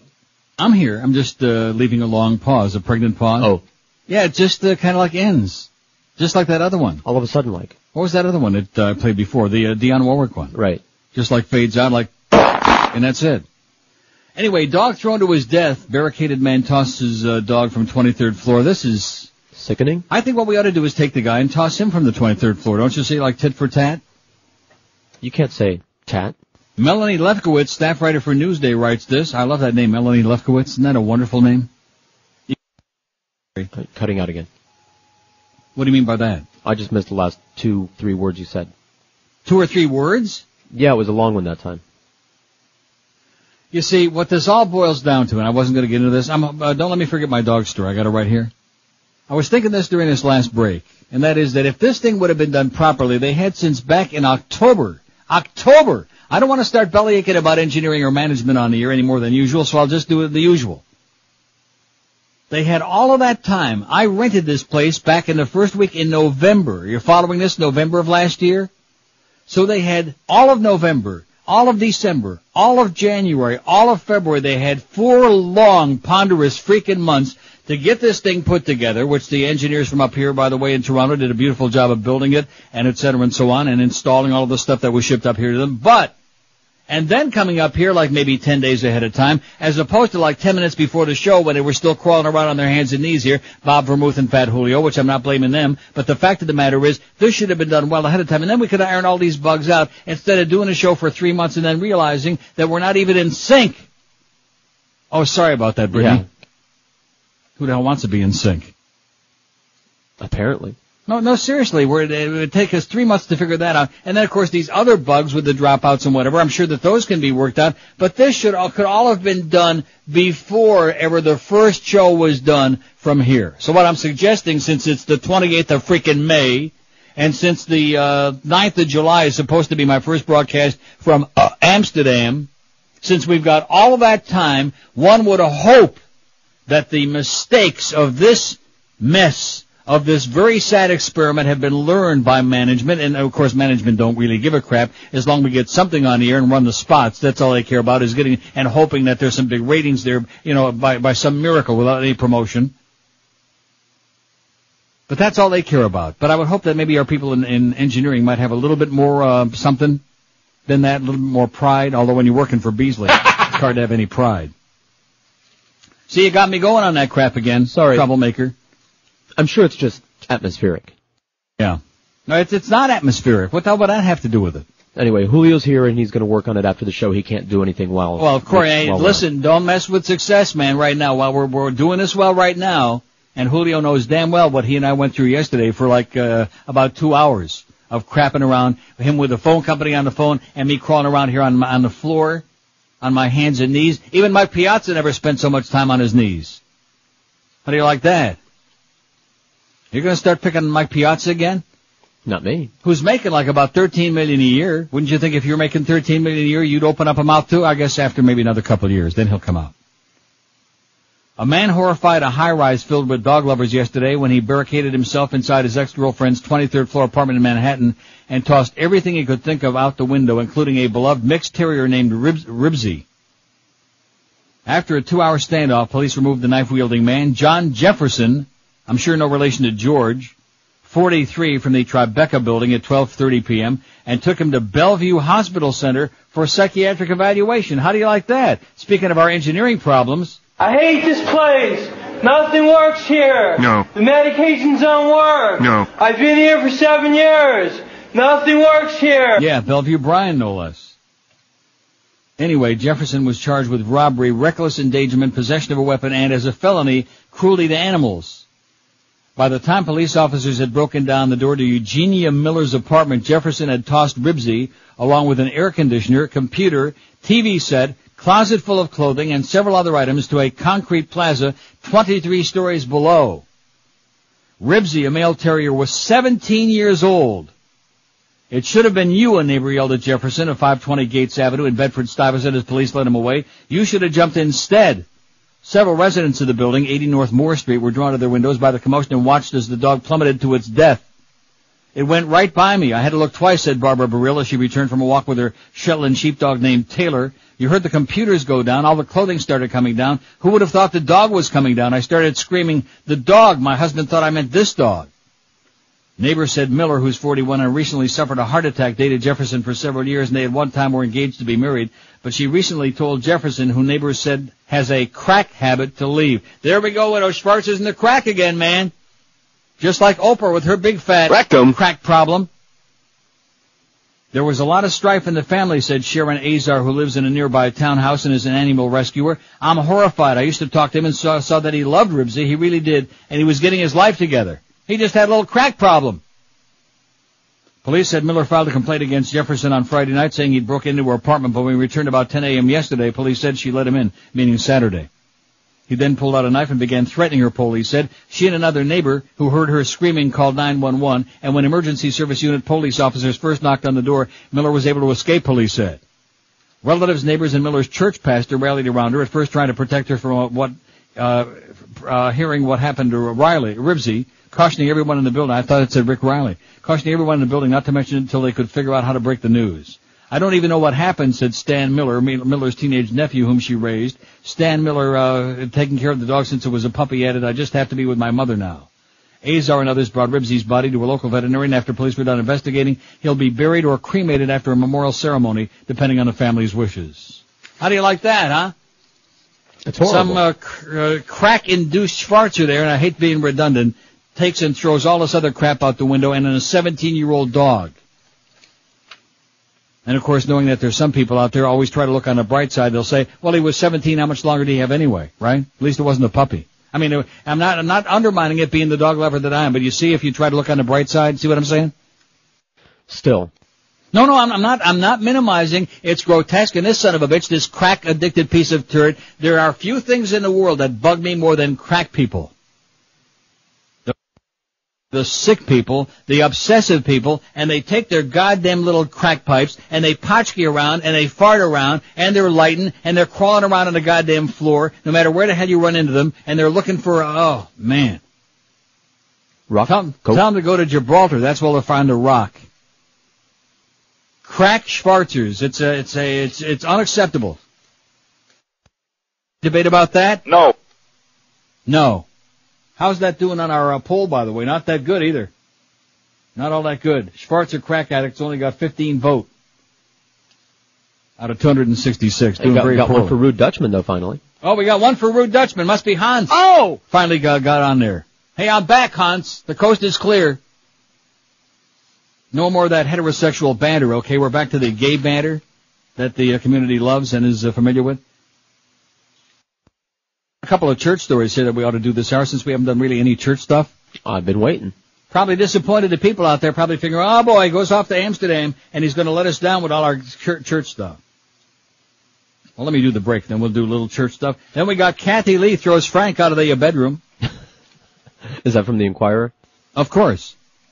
Haven't seen that yet. Superhero Nation, in touch with your thing about Spider-Man and Superman and all of these things. Aspirin, the oldest new wonder drug. I'm going to do this one first, right after the break, because I know you hate broccoli. Ew. Well, guess what? Guess what? What? Two things. Number one, I love broccoli, and number two, it's even better for you than we thought. I know it's really good for you. And anybody who doesn't like, say, broccoli, do you ever get like the I guess not, but like the frozen packages like broccoli or cauliflower with cheese sauce? I've seen them around. It's good stuff. You can have my portion. Okay. I love broccoli. When I was a little kid, when I was young and stupid, see, that's your problem. Somebody already told me that George is stupid, and I think maybe he's got a point. When you're young and stupid, and you don't realize that this stuff is very good for you, and then as you acquire a different kind of taste, as you become, you can't just stay with the same things. That's what Mike Piazza told me. 11 past noon at 560. And by the way, what does that expression mean, the tool of ignorance? What is that all about? I don't know. Thinking of painting your home or business? Don't paint. Protect your investment with Liquid Ceramic. Liquid Ceramic, the technology born in NASA's space program, is available now in South Florida. That's the good news for you. Liquid Ceramic is the most advanced exterior, interior, and roof coating available in the universe. You too can have the same high-tech ceramic technology that shields the space shuttle, protecting your home or building, and you'll never ever have to paint again. You heard right. Liquid Ceramic is guaranteed for as long as you own your home or building. Forget about repainting every few years. Liquid Ceramic won't fade. It won't peel. It's guaranteed. This state-of-the-art coating yields an R24 insulation equivalency, helping you bring those electric bills down too. Liquid Ceramic's available in over 1,800 different colors, so check out Liquid Ceramic today. Call 305-347-5122. Liquid Ceramic's been manufactured and sold for over 40 years, and it's available right in South Florida as I speak. Call 305-347-5122.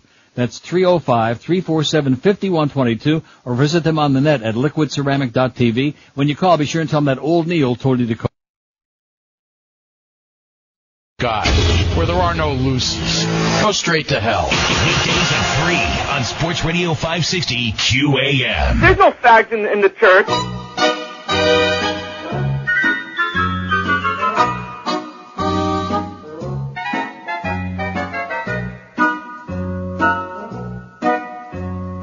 Priest can't marry, that is scary, 'cause they still got a bone to bury.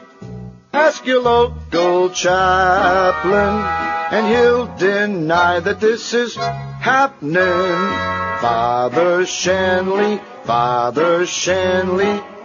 groping little boys makes him feel manly. He may try to shag ya with holy water and Viagra. Fly, fly, fly to the Vatican. They met in Roma. Try to wake the Pope, I think. He's in a coma. Priests are messing in confession. Tell your sins and they get erections. Just one other thing, though. Who's gonna pull the balls at bingo? B12. 12:16 at 560 WQAM. Well, I guess he's probably got enough energy to pull the balls. Chris, who says, welcome back. I tried to listen while you were gone. I like the show when George does it. However, Joe sucked. He makes me sick. He tries hard to be you. F him. George doesn't have to do that. I think that George and Suds will be perfect next time. Please keep Joe on at midnight when I'm sleeping, says Chris. So there's a Joe basher on there. That's good. Always good to have somebody bashing your ass, right? Always. Right? I said something. You didn't hear it? I didn't hear a thing you said. How about that? I think you're mumbling again. No, you're mumbling again because we're on you just don't, you don't want to pick on Joe. I mean, I don't know why, because when you're not there, Joe rips you an ass. Yeah, well, I still love him. Here's another one. It says, why does the Nothing Works Here guy sound exactly like Crispin Glover, Marty McFly from Back to the Future? Just an observation. Joe and George are great, but still missed you, and welcome back. DJ Valentine. Who's that? Don't know. What? Yeah, see, we can start doing that, and the audience isn't going to have any idea whether it's real or is it Mamorat. I hate this place. Nothing works here. Yeah, we know. Tell us something we don't know. Okay, thank you very much. But very little critique, by the way, so far of the show with George and Joe, so I'm assuming that means that everybody either was happy and they loved it and it was okay and they're used to it, or the people who haven't turned back in yet. See, I'm not so sure it was such a good idea, and I don't want you to take this the wrong way, but you will anyway because you're so defensive lately, and for good reason. But probably wasn't really such a good idea you're doing the show yesterday, you and Joe. Okay. Should have played a tape? See, if we'd have had a tape, even an old crappy tape, because there was nobody listening anyway, it's Memorial Day, but at least it would have indicated that, like, I was coming back. Do you follow what I'm saying? Hey, it would have been wonderful to play a tape and not come here. But Right. I thought we were supposed to. We both did. Well, wait a minute. When you say you thought we were supposed to, based on who? Who told you that? See, this is the problem. And again, Josh, a.k.a. Clarence, is doing a wonderful job. My checks came early. I love him. He's right on top of the thing with Julio here. He got me in touch with him so we could straighten the phone thing out here and get everything, sounding the way it is today, which is great. But this goes back to when Duff asked you, when he was still here. Right. Monday's Memorial Day. But the bottom line was Memorial Day, nobody was supposed to be working. I mean, that's just a given. That's not he what asked I got. me, are you doing a show Memorial Day? And I said, then he no, asked it's a me, holiday. are you going to be doing it? And I said, yeah, okay, I guess I will. Well, let me ask you this question. Did you work last Memorial Day? I don't remember that far back. No. Do we ever do a show on Memorial Day? No. 4th of July? No. Labor Day? No. Christmas Day? No. New Year's Day? No. No, those are the ones, see? Hey, we thought we were being troopers. We would have been happy to take the day off. See, he's getting defensive. That wasn't the purpose. The point being, which you want to let it slide by. I'm just trying to make the point. No, I see your point. That at least it gives the indication, whereas if people who don't want to hear you guys tuned in yesterday, they think, well, Neil's gone for another week. They're not listening today, okay? I know that comes as a great shot, just like there are people who enjoyed you and they hear me back today. They don't want to hear all this gay banter. They're gone already. Those people are gone. The Joe and George crowd, except for the one asshole that hung around long enough to fax me the little shot. Other than that, the Joe and George heterosexual crowd, they're gone. They're gone. It's just Neil and his maricones now, that's all. That's right. That gay banter. Well, we'll never make that mistake again. Okay. But gay banter evidently is big these days, judging from the reaction to that Mike Piazza story. How come it couldn't be like Tom Brady? That would have been an interesting story. Tom Brady says he's gay. That would be fantasy, I think. Oh, and by the way, speaking of that, I don't want to get into any more gay banter except to mention, you know what day of the week it is today. Tuesday. Right. Now, Robert doesn't watch. I'm sure Robert don't watch Smallville. It's beneath him to watch that. Right. In addition to which, Robert will be watching the hockey game tonight anyway, right? Go Canes, go. Oh. Oh, how sad. If the Canes are playing, how come we don't have it? How come we're not carrying the game? I'm sure you're asking Robert. Right. Because we don't want Weeksy on. There you go. No, seriously, how come we're not carrying it at least on one of our subsidiaries on some other horseball station that doesn't have anything else to put on? Don't we generally do that? And by the way, since I've been gone for a few days, who is doing, and please don't tell me, who's doing Hurricane Sports now that Mark Vandermeer is officially gone as of the end of April? Who's been named? No comment. Joe Zagacki. Oh, no, please. Oh, now I know why we're not carrying a baseball game. That answers my question. So we have the South Florida professional, at least close to it, baseball team against the Reds tonight. We don't have any Hurricane baseball. And some of us with a little bit better taste than Robert will be watching the Leafs in Carolina tonight. Anyway, getting back to my broccoli business. Don't give yourself an ulcer, eat broccoli. This from CNN.com. Broccoli and broccoli sprouts contain a chemical that kills the bacteria responsible for most stomach cancers, say researchers, confirming the dietary advice that moms have been handing out for years. You know, Dr. Mom? Like your mom with her bad hemorrhoids. Oh, God. Sulforaphane killed helicopter pilots. How do you say that? Helicobacter pylori. Oh, yeah, I know what that's H. pylori. Remember that time when I had all those tests and I had to give the stool samples and I thought I had stomach cancer and I was having all those pains? That's H. pylori. They have a test for that. A bacteria that causes stomach ulcers and often fatal stomach cancers. And the good news is there appears to be enough of it in broccoli sprouts and some varieties of broccoli to benefit people who eat the vegetables. The levels at which we tested it are such that those could be achieved by eating broccoli or broccoli sprouts. It's a reasonable level that we think should be reached in the stomach, said Jed W. Fahey of the Johns Hopkins University School of Medicine. The findings are reported in today's issue of the Proceedings of the National Academy of Science, which, of course, all of us read religiously.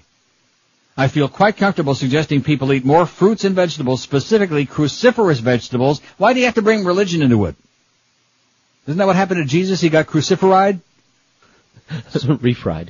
Specifically cruciferous vegetables, specifically broccoli, Fay said, no relation to Bill Fay. We know it's safe and healthy. We know sulforaphane is effective in protecting against cancers. Dr. Paul Talalay, now haven't we talked about him before? We've had his name on. I don't remember his name. I just know that name. Dr. Paul Talalay, a co-researcher at Johns Hopkins, had previously reported sulforaphane is an effective anti-cancer agent, and the new studies extended that work to the bacteria that causes stomach cancer and ulcers. Oi! In the lab, the scientists found that sulforaphane even killed Helicobacter that was resistant to commonly used antibiotics. How do you like that? So broccoli is not only good for you, but it's even stronger than antibiotics. They also showed it can kill the bacterium, whether it's inside or outside cells. In people, the bacteria can hide in cells lining the stomach, making it more difficult to get rid of the infection, said Fay. The studies concentrated on mice, and the researchers will now seek to determine if the same effect occurs in humans.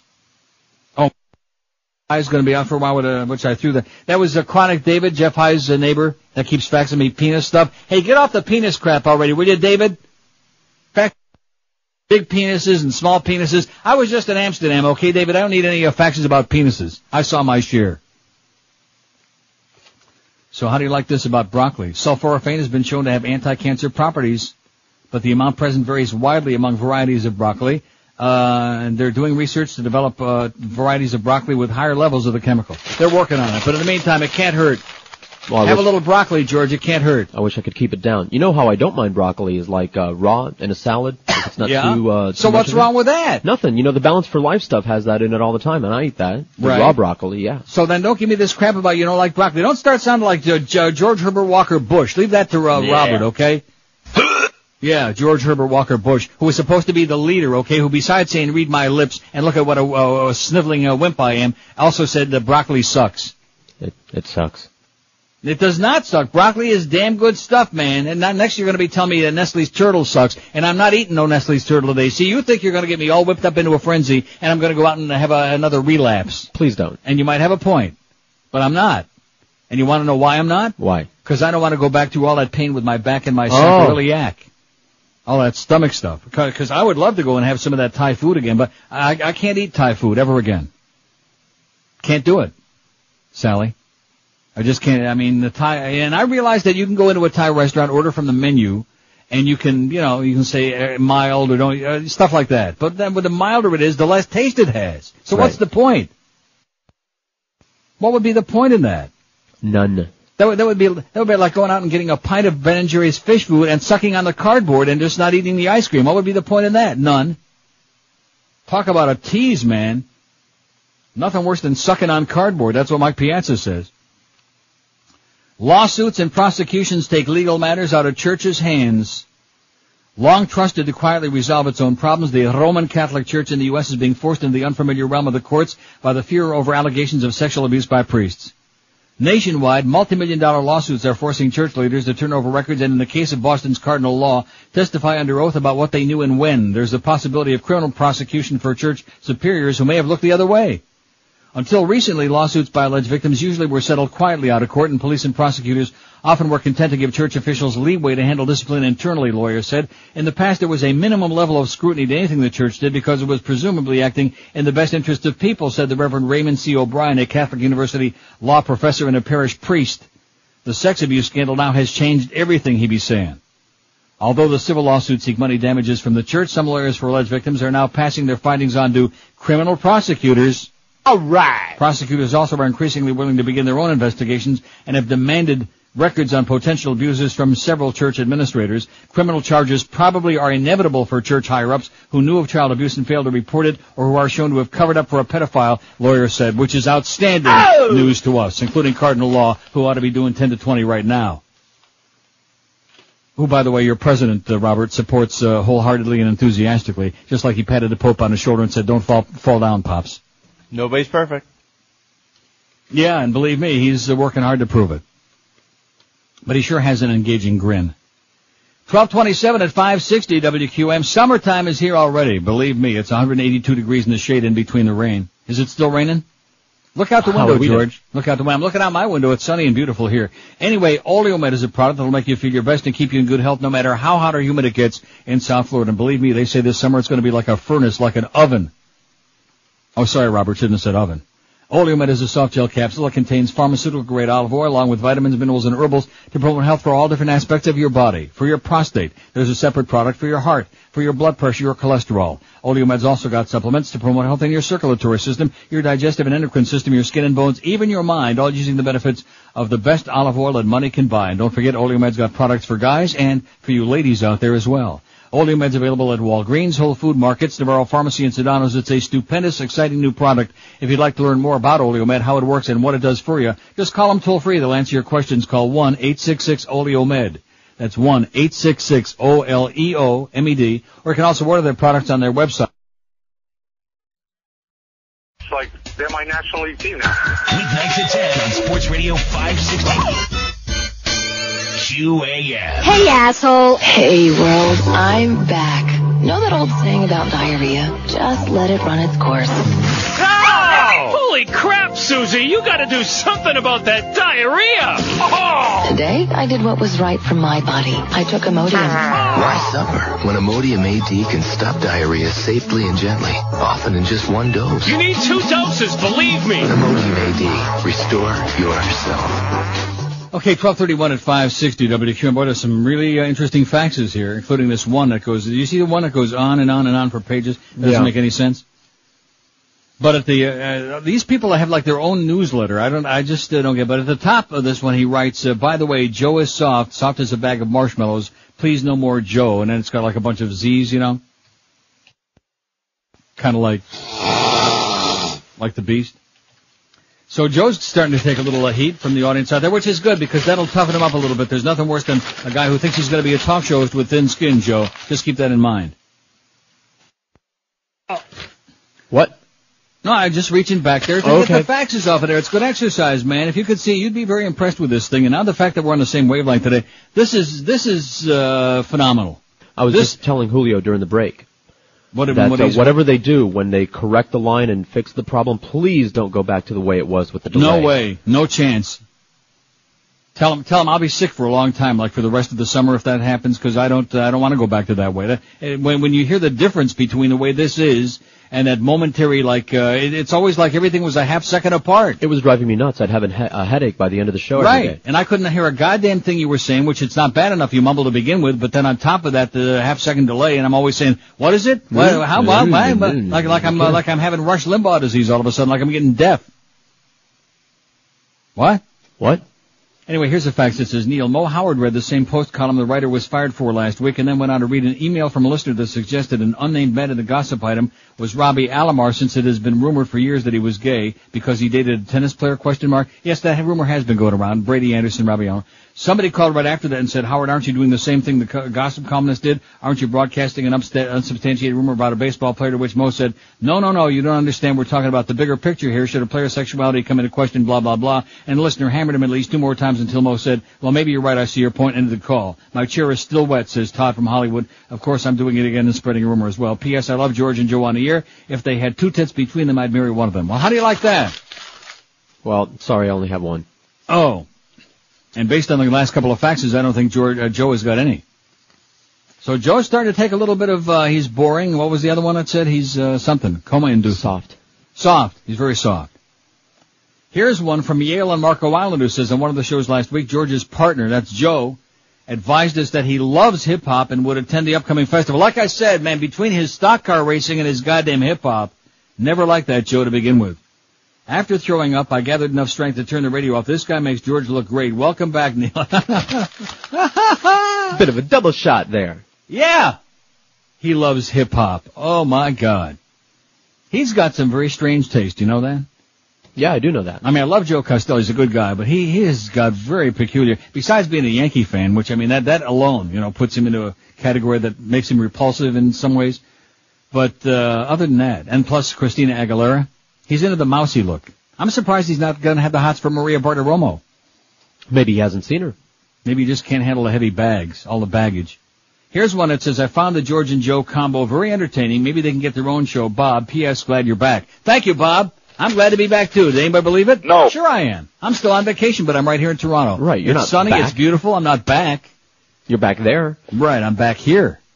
Got off the plane at Pearson, and by the way, I should point out that we were supposed to land here at 4:10 p.m. on Sunday. Got off about 45 minutes late because of that usual, well, we got some late baggage to put on, et cetera, and so on. Landed, guess what time? 4:10 p.m. You could have set your life on it. How do you like that, huh? How often does that happen?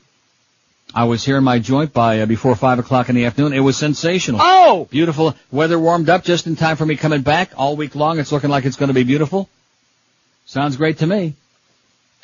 We got Jim Mandich coming up in one. Now, what was the story last week? Was anybody else out? Because I noticed that Mo this morning said everybody's back. I guess just because of the holidays. Pretty much. Everybody was there. Because I know when I left, we had Joe was doing Jim, and Jim was doing Joe, and then there were all those rumors about Joe wants to go back on the air again. All kind of stuff going on. Oh, and guess who I talked to from Amsterdam? Norma Kent. Oh, and I forgot to tell you this. This is going to make your day. This will make your day. And I haven't even got to Kathy Lee Band's Frank from the Bedroom yet. Or the thing about the proposed TV show with Bubba and Monica Lewinsky as guests. Bill and Monica, TV reunion blockbuster, ? All America would be watching. It says, this is in the Inquirer, or is this from the Star? No, the Inquirer. So, there must be something to it. Or not. So Norma Kent calls me. The misguided one. The one who just can't find his real place in life. The one who really believes he's a broadcaster. To get my feeling, to feel me out. He's been offered, he's accepted, there's who knows who's paying for it. On FTL, the light bulb, an hour a day between 10 and 11 a.m. to broadcast. They're underwriting it and paying him a big chunk of money to talk about HIV insurance. An infomercial. Right. 10 to 11 a.m. every day for like a year or something like that. Which, I mean, after you talk about it the first hour, I don't know what you say about after that. But nevertheless, what does he care? You say it again. He'll take the money. Now, you do understand 10 to 11 a.m. This is my attorney who represents me. Sounds like a conflict of interest to me. Competing against you. Right. I said, Norma, have a good time, sweetheart. Just, do your thing. You don't Just get out of my feel face. threatened by that? Did I mention, by the way, about, I started to mention Smallville, and then Robert went into a thing about he was watching the Hurricanes or some stupid crap like that? Right, never did finish. No. Tonight's Tuesday. Now, is it 9 o'clock? I do believe. See, I get confused because Global shows it on one night at, I guess that's tomorrow night at 8. Well, I don't have to watch it tonight. I can watch it tomorrow night on Global. I got the TV guide right here at my fingertips. I'm going to be immersed in my Maple Leafs and the Carolina Hurricanes. Oh, is that what he was talking? Oh, wait a minute. I get confused. Those are the correct coons. Oh, you were talking about the hockey coons. The Hawkoons? See, when he said go Hurricanes, I wasn't even thinking it, because there's so many teams that are named Hurricanes. You realize we got a whole bunch of teams named Hurricanes. So you're rooting for Carolina? Go Weeksy. No, Weeksy ain't playing, okay? Weeksy ain't playing. He's busy picking watermelon seeds. He ain't playing. Go Hedekin? Yeah, right. Just to be contrary, just to be a prick. There's Robert. He's getting even with all the Bush bashing now. His comment is go Carolina. Why would anybody root for Carolina? Anybody. I can't even imagine. Now it looks like Carolina and Colorado. Now at least they both begin with a C. I'll give them that. Carolina and Colorado in the Stanley Cup Finals. My God, talk about a death knell for the sport. Man, yeah. Oh, that's right. Now they mentioned it. Maybe some of Robert's not so distant relatives actually grew up in the hills up there in Raleigh. Or like in the environs. Yeehaw. Yeah. So did you look up in your TV guide? Is yes, it 9 o'clock? 9 o'clock and it's a repeat. Oh, it's a repeat. Well, I've seen it then. That's okay. A corrupt cop coerces Clark into joining forces with him. No, I haven't seen that. Well, then it's new to... I haven't seen it either, so it's new to both of us. All right, let's hear it for Smallville, baby. All right. And the lovely Tom Welling. Now, when's he coming out? Out of what? Hiding. I'll tell you what, if that ever happened on that day, they'd have to sedate me. You know how we have the sedation? Oh, my God. Exactly, the sedation dentist. They'd have to sedate Neil. 21 before, getting tongue-tied now. Just get back, quit with the gay banner and get back to doing your radio show. Stop with all the goddamn hysteria, with all this delusions of grandeur. Tom Welling wouldn't give you... Oh, but Norma Kent, speaking of that, remember I told you about how he met him out there and shooting in Vancouver? That's what he said. He was shooting it. I think it was one of Norma's hallucinations, a bad acid trip, or maybe a bad weed. 315 votes on the poll, that's a little more like it. Which of these phrases or expressions are the most redundant? Cheap old Jew, 67, which of course George came up with that for obvious reasons. Dumb redneck, 54. Religious fanatic, 52. Boring baseball game, 33, good one. Cheap French Canadian, 28. Pedophile priest, 24. Hysterical old Julio, 19. Schwarzer crack addict, 16. Jew-hating Arab, 16. Silly Brit, 5. And rude Dutchman's only got 1. Alstublieft. And I know which one it is, too. The one that nearly killed me on the tram. Just practically pushed me right off the edge on the damn rack. 41 at 560 WQAM. If you want to go out to a great restaurant, I mean, we got a lot of restaurants in South Florida that are pretty good. Some that are better than others. But one that's really great, and I use that term very sparingly, Armadillo Cafe is definitely in that category. They've been around in town for a long time. For the past 14 years in a row, they've been voted one of the best restaurants in Broward, and that's because they really are. They're an institution in town, and now they're in a great, better location. Better because it's easier to get to, and because they got tons of free parking. They're at 3400 South University Drive, just south of 595 in Davie, right in the Pizza Loft Plaza there, behind Pier 1 Imports. The food is out of this world. Start out with an appetizer like the tequila grilled shrimp with corn cakes. Try the tempura island princess conch. Try one of their terrific spinach salads with glazed pecans or the pistachio-crusted mozzarella salad with lemon basil dressing. So even if you're like watching your weight, you can go there and try any of the phenomenal salads that they've got. They're out of this world. And the entrees are all prepared with the best and freshest ingredients like the pan-seared yellowtail snapper with roasted peppers. Try the sea bass with sweet corn and veal glaze. The roasted porcini mushroom dusted, oh man, out of this world. Grilled tenderloin of ostrich with goat cheese. And smashed potatoes and port wine and sun-dried cherry sauce. And if that doesn't turn you on, wait till you get to the dessert.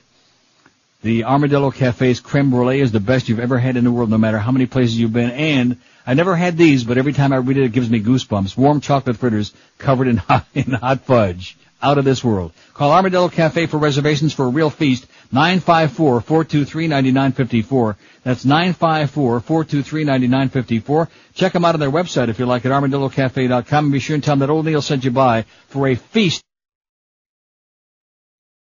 3102. See participating.com for details on what your offer. Ed Kaplan, weeknights at 10 on Sports Radio 560 QAM. Holy Mackinac! This is Joe Bowen, the voice of the Toronto Maple Leafs, and you're listening to the Hockey Authority, Neil God. Let's get ready to rumble! Tonight on Fox, it's Celebrity Boxing 3. R2-D2 versus Stephen Hawking. Ooh, now, fight me, you overgrown vibrator. Now, not in the face. The Rock versus Mini-Me. Y'all ready for this? First man to touch her will have to come through me. Are you mad? Celebrity Boxing 3. Now, you little bastard. You freaking idiot. 12:45 at 560 WQAM. I apologize to Robert for getting all confused before when I was talking about the hockey game tonight and you said Hurricanes, and I thought it was the baseball thing because I heard this morning on the update They were talking about the Hurricane baseball team made it to the, the regionals. Yes, they did. See, and I thought you were talking about Hurricane baseball, because Hurricanes, I mean, like, is there really a hockey team named that? No. No, not really. Here's a fax that says Joe blows, he's brainless. Boy, a lot of heat on Joe today. He's taking some real abuse, and guess what? The good news is, I bet she's listening right now, don't you think? I don't know, usually he doesn't get up till 4. No, you don't understand. He didn't work last night. Oh, that's right. See, this That's is right. even though it's Tuesday, it's more like Monday, because it's a day that he didn't work. So like Monday, every now and then he would come in the morning and like visit us on Mondays and be sociable for a couple minutes. He won't be doing that anymore in the future after these faxes. But anyway, so he might be listening right now, which is good. Knock him down a few pegs. Don't let him get a big swelled head, you know. Think he's a big shot with that overnight show where don't even have enough people listening to fill a phone booth. I mean, it's nice you got that number in there, and he's working very conscientiously at it, and he's trying to build something. That's good. But let's face it, anybody that says he likes hip-hop. It says Joe blows, he's brainless. Putting him and George back-to-back made George look like a genius. Well, there you go. See? I like that, Joe. Yeah. There you go. See how I bailed you out? You were right on the ropes, right on the edge, speaking of celebrity boxing, and I bailed your ass out. Just when they thought you were out, I dragged you back in. I'll never question your judgment again. Joe Not that I appeals ever to the have. audience. Shut up. Joe appeals to the audience who miss the callers and hate you reading, the people who oppose thinking. Please keep Joe where he belongs, overnights with the sports morons. Thanks, says a lady in Hollywood. How do you like that, Joe? Yeah. Not a rousing endorsement from the audience on the Joe factor there. You say? Well, you're not going to say much. I love Joe. We're not talking personal. This is business. We're not talking personal. See, I like Joe. I like the job that he does on the air. Yeah. I always thought that, I mean, this isn't the first time you guys had done the show together, but the way these faxes are implying, and maybe these people haven't heard that before, but quite a few of them, they don't like it. Although in the past, before he had his own show, maybe he was like less prominently involved, if you get my drift. Yeah. And so now, in other words, that he's like stepping out and kind of like being more of a part of the show. Now, they get to understand that he's like boring, and they don't like that. Well, what can I say? My mother says all you talk about is sex. And she never misses a minute. That's right. And just like Rimmer, can't stand you on the air. He talked about Mo, he talked about Greg, and Mo talked about this, and Hank talked about Amazing to me, just like this giant closet audience that I've had all these years. I got them, they're out there right now. They would never admit to anybody they listen to this show. Neil Rogers is the Antichrist. All those terrible things he says about religion. He's a fag. He's this. And they're listening right now. Everybody in that goddamn town, black, white, purple, in between, Yahoo, redneck, Jews, old, whatever the hell they are, Julios, they're all listening right now. You're not fooling anybody. You're not fooling this old queen, I'll tell you that right now. I've been around the world a little bit. The politics of sexual misconduct, this is from Sunday's Boston Globe, by Eileen McNamara. The politics of sexual misconduct in the Roman Catholic Church are on display in the case of Archbishop Rember G. Weakland, demonstrating that neither the right nor the left has cornered the market on hypocrisy. It took the Vatican less than 24 hours to expedite the resignation of the Milwaukee Archbishop after he acknowledged paying $450,000 to a man who had accused him of sexual assault, an allegation the prelate denies. The single victim in Milwaukee, if he is one, was an adult, unlike the scores of children who have accused priests in Boston of molestation and their archbishop of complicity for his serial cover-ups of their crimes. Why no comparably speedy action on the part of Pope John Paul II to accelerate the retirement of Cardinal Law? At age 70, he's only 5 years younger than Weakland, who's reached mandatory retirement age. Consistency is the standard for the Pope's pronouncements in matters of faith and morals, so Weakland's quick demise and Law's stubborn hold could not have anything to do with the fact that the former has been a thorn in the Vatican's side, at least as long as the latter has been a reliable champion, could it? For criticism by conservative Catholics, his advocacy of a myriad clergy, the ordination of women, and a greater role for the laity undermined the teachings of the Church. The Vatican forbade a Dominican-run university in Switzerland to grant Weakland an honorary degree after he invited women to a meeting to share their views on birth control and abortion. The Pope cannot be sorry to see him go. Law, by contrast, is the most conservative cardinal in the U.S., with a record of enforcing orthodoxy, slapping down dissent, and marginalizing the laity, while offering churches as staging areas for assaults on women's health clinics by such anti-abortion extremists as Operation Rescue. The Pope must be reluctant to lose him. But the question of consistency is not the Vatican's alone. The Weakland resignation forces progressive Catholics to face the dilemma that confronted liberals in the cases of President Clinton and former Republican Senator Bob Packwood of Oregon.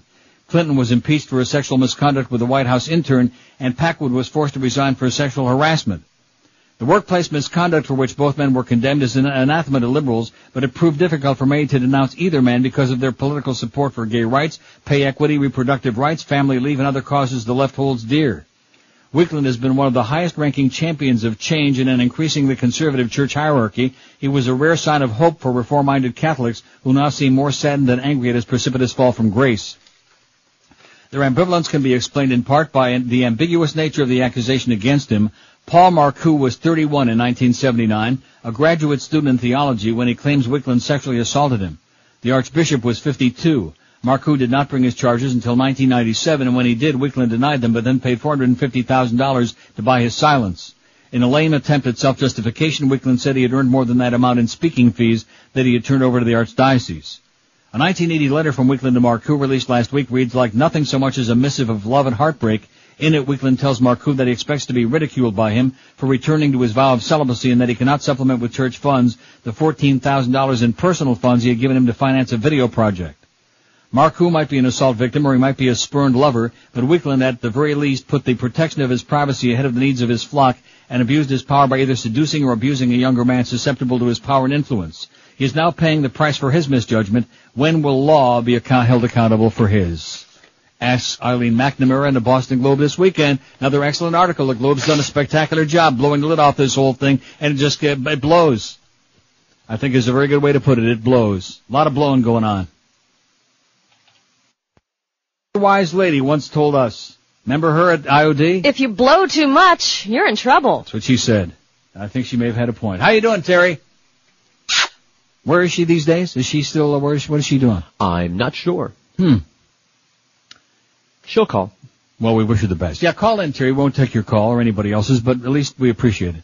12:52. We did take that one call today, and boy, it sounded great. It almost inspired me to take like another one or two, you know what? I might just do that when we come back, although. 12:52 at 560 WQAM. We got the mad dog at 1 o'clock, the hysterical hound, the angry puppy. If you're tired of hassles with your cellular service, or you're tired of that $50 a month plan that you thought you were getting, which winds up costing you hundreds of dollars a month, then get on the team with Team Celtec at Celtec Communications, your authorized Nextel representative. For over 25 years, Celtec's been providing South Florida with the best service that they can. They take the hassle away from dealing with a cellular company, not to mention the expense. And right now, Nextel's shared rewards plan allows you to share 4,000 monthly minutes with free incoming calls for just $54.99. Celtec's got a stupendous selection of other plans no matter what your budget, with most including free incoming calls, nationwide long distance, caller ID, voicemail, and Nextel's unique Direct Connect 2-way radio feature too. So whether it's one phone, 1,000, or a zillion, take it from me and their very own starting quarterback, the spokesman, Jay Fiedler, who's all over the place. Celtec Communications, your authorized Nextel representative, is the only smart way to go. Call 1-800-CELTEC-2 today and get yourself connected. That's 1-800-CELTEC and the number 2. Celtec Communications. Drivers. The Joe and Mark Show. Overnights on Sports Radio 560. QAM. Jim Mandich, I f***ed him. Oh! It's the Bill Clinton Talk Show.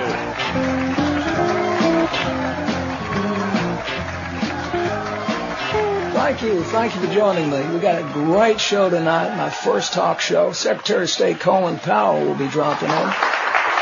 Dick Cheney will be here. President George Bush will be here, and I knew I'd get you guys. You are so damn gullible. You didn't think those guys were really going to show here, did you? Man.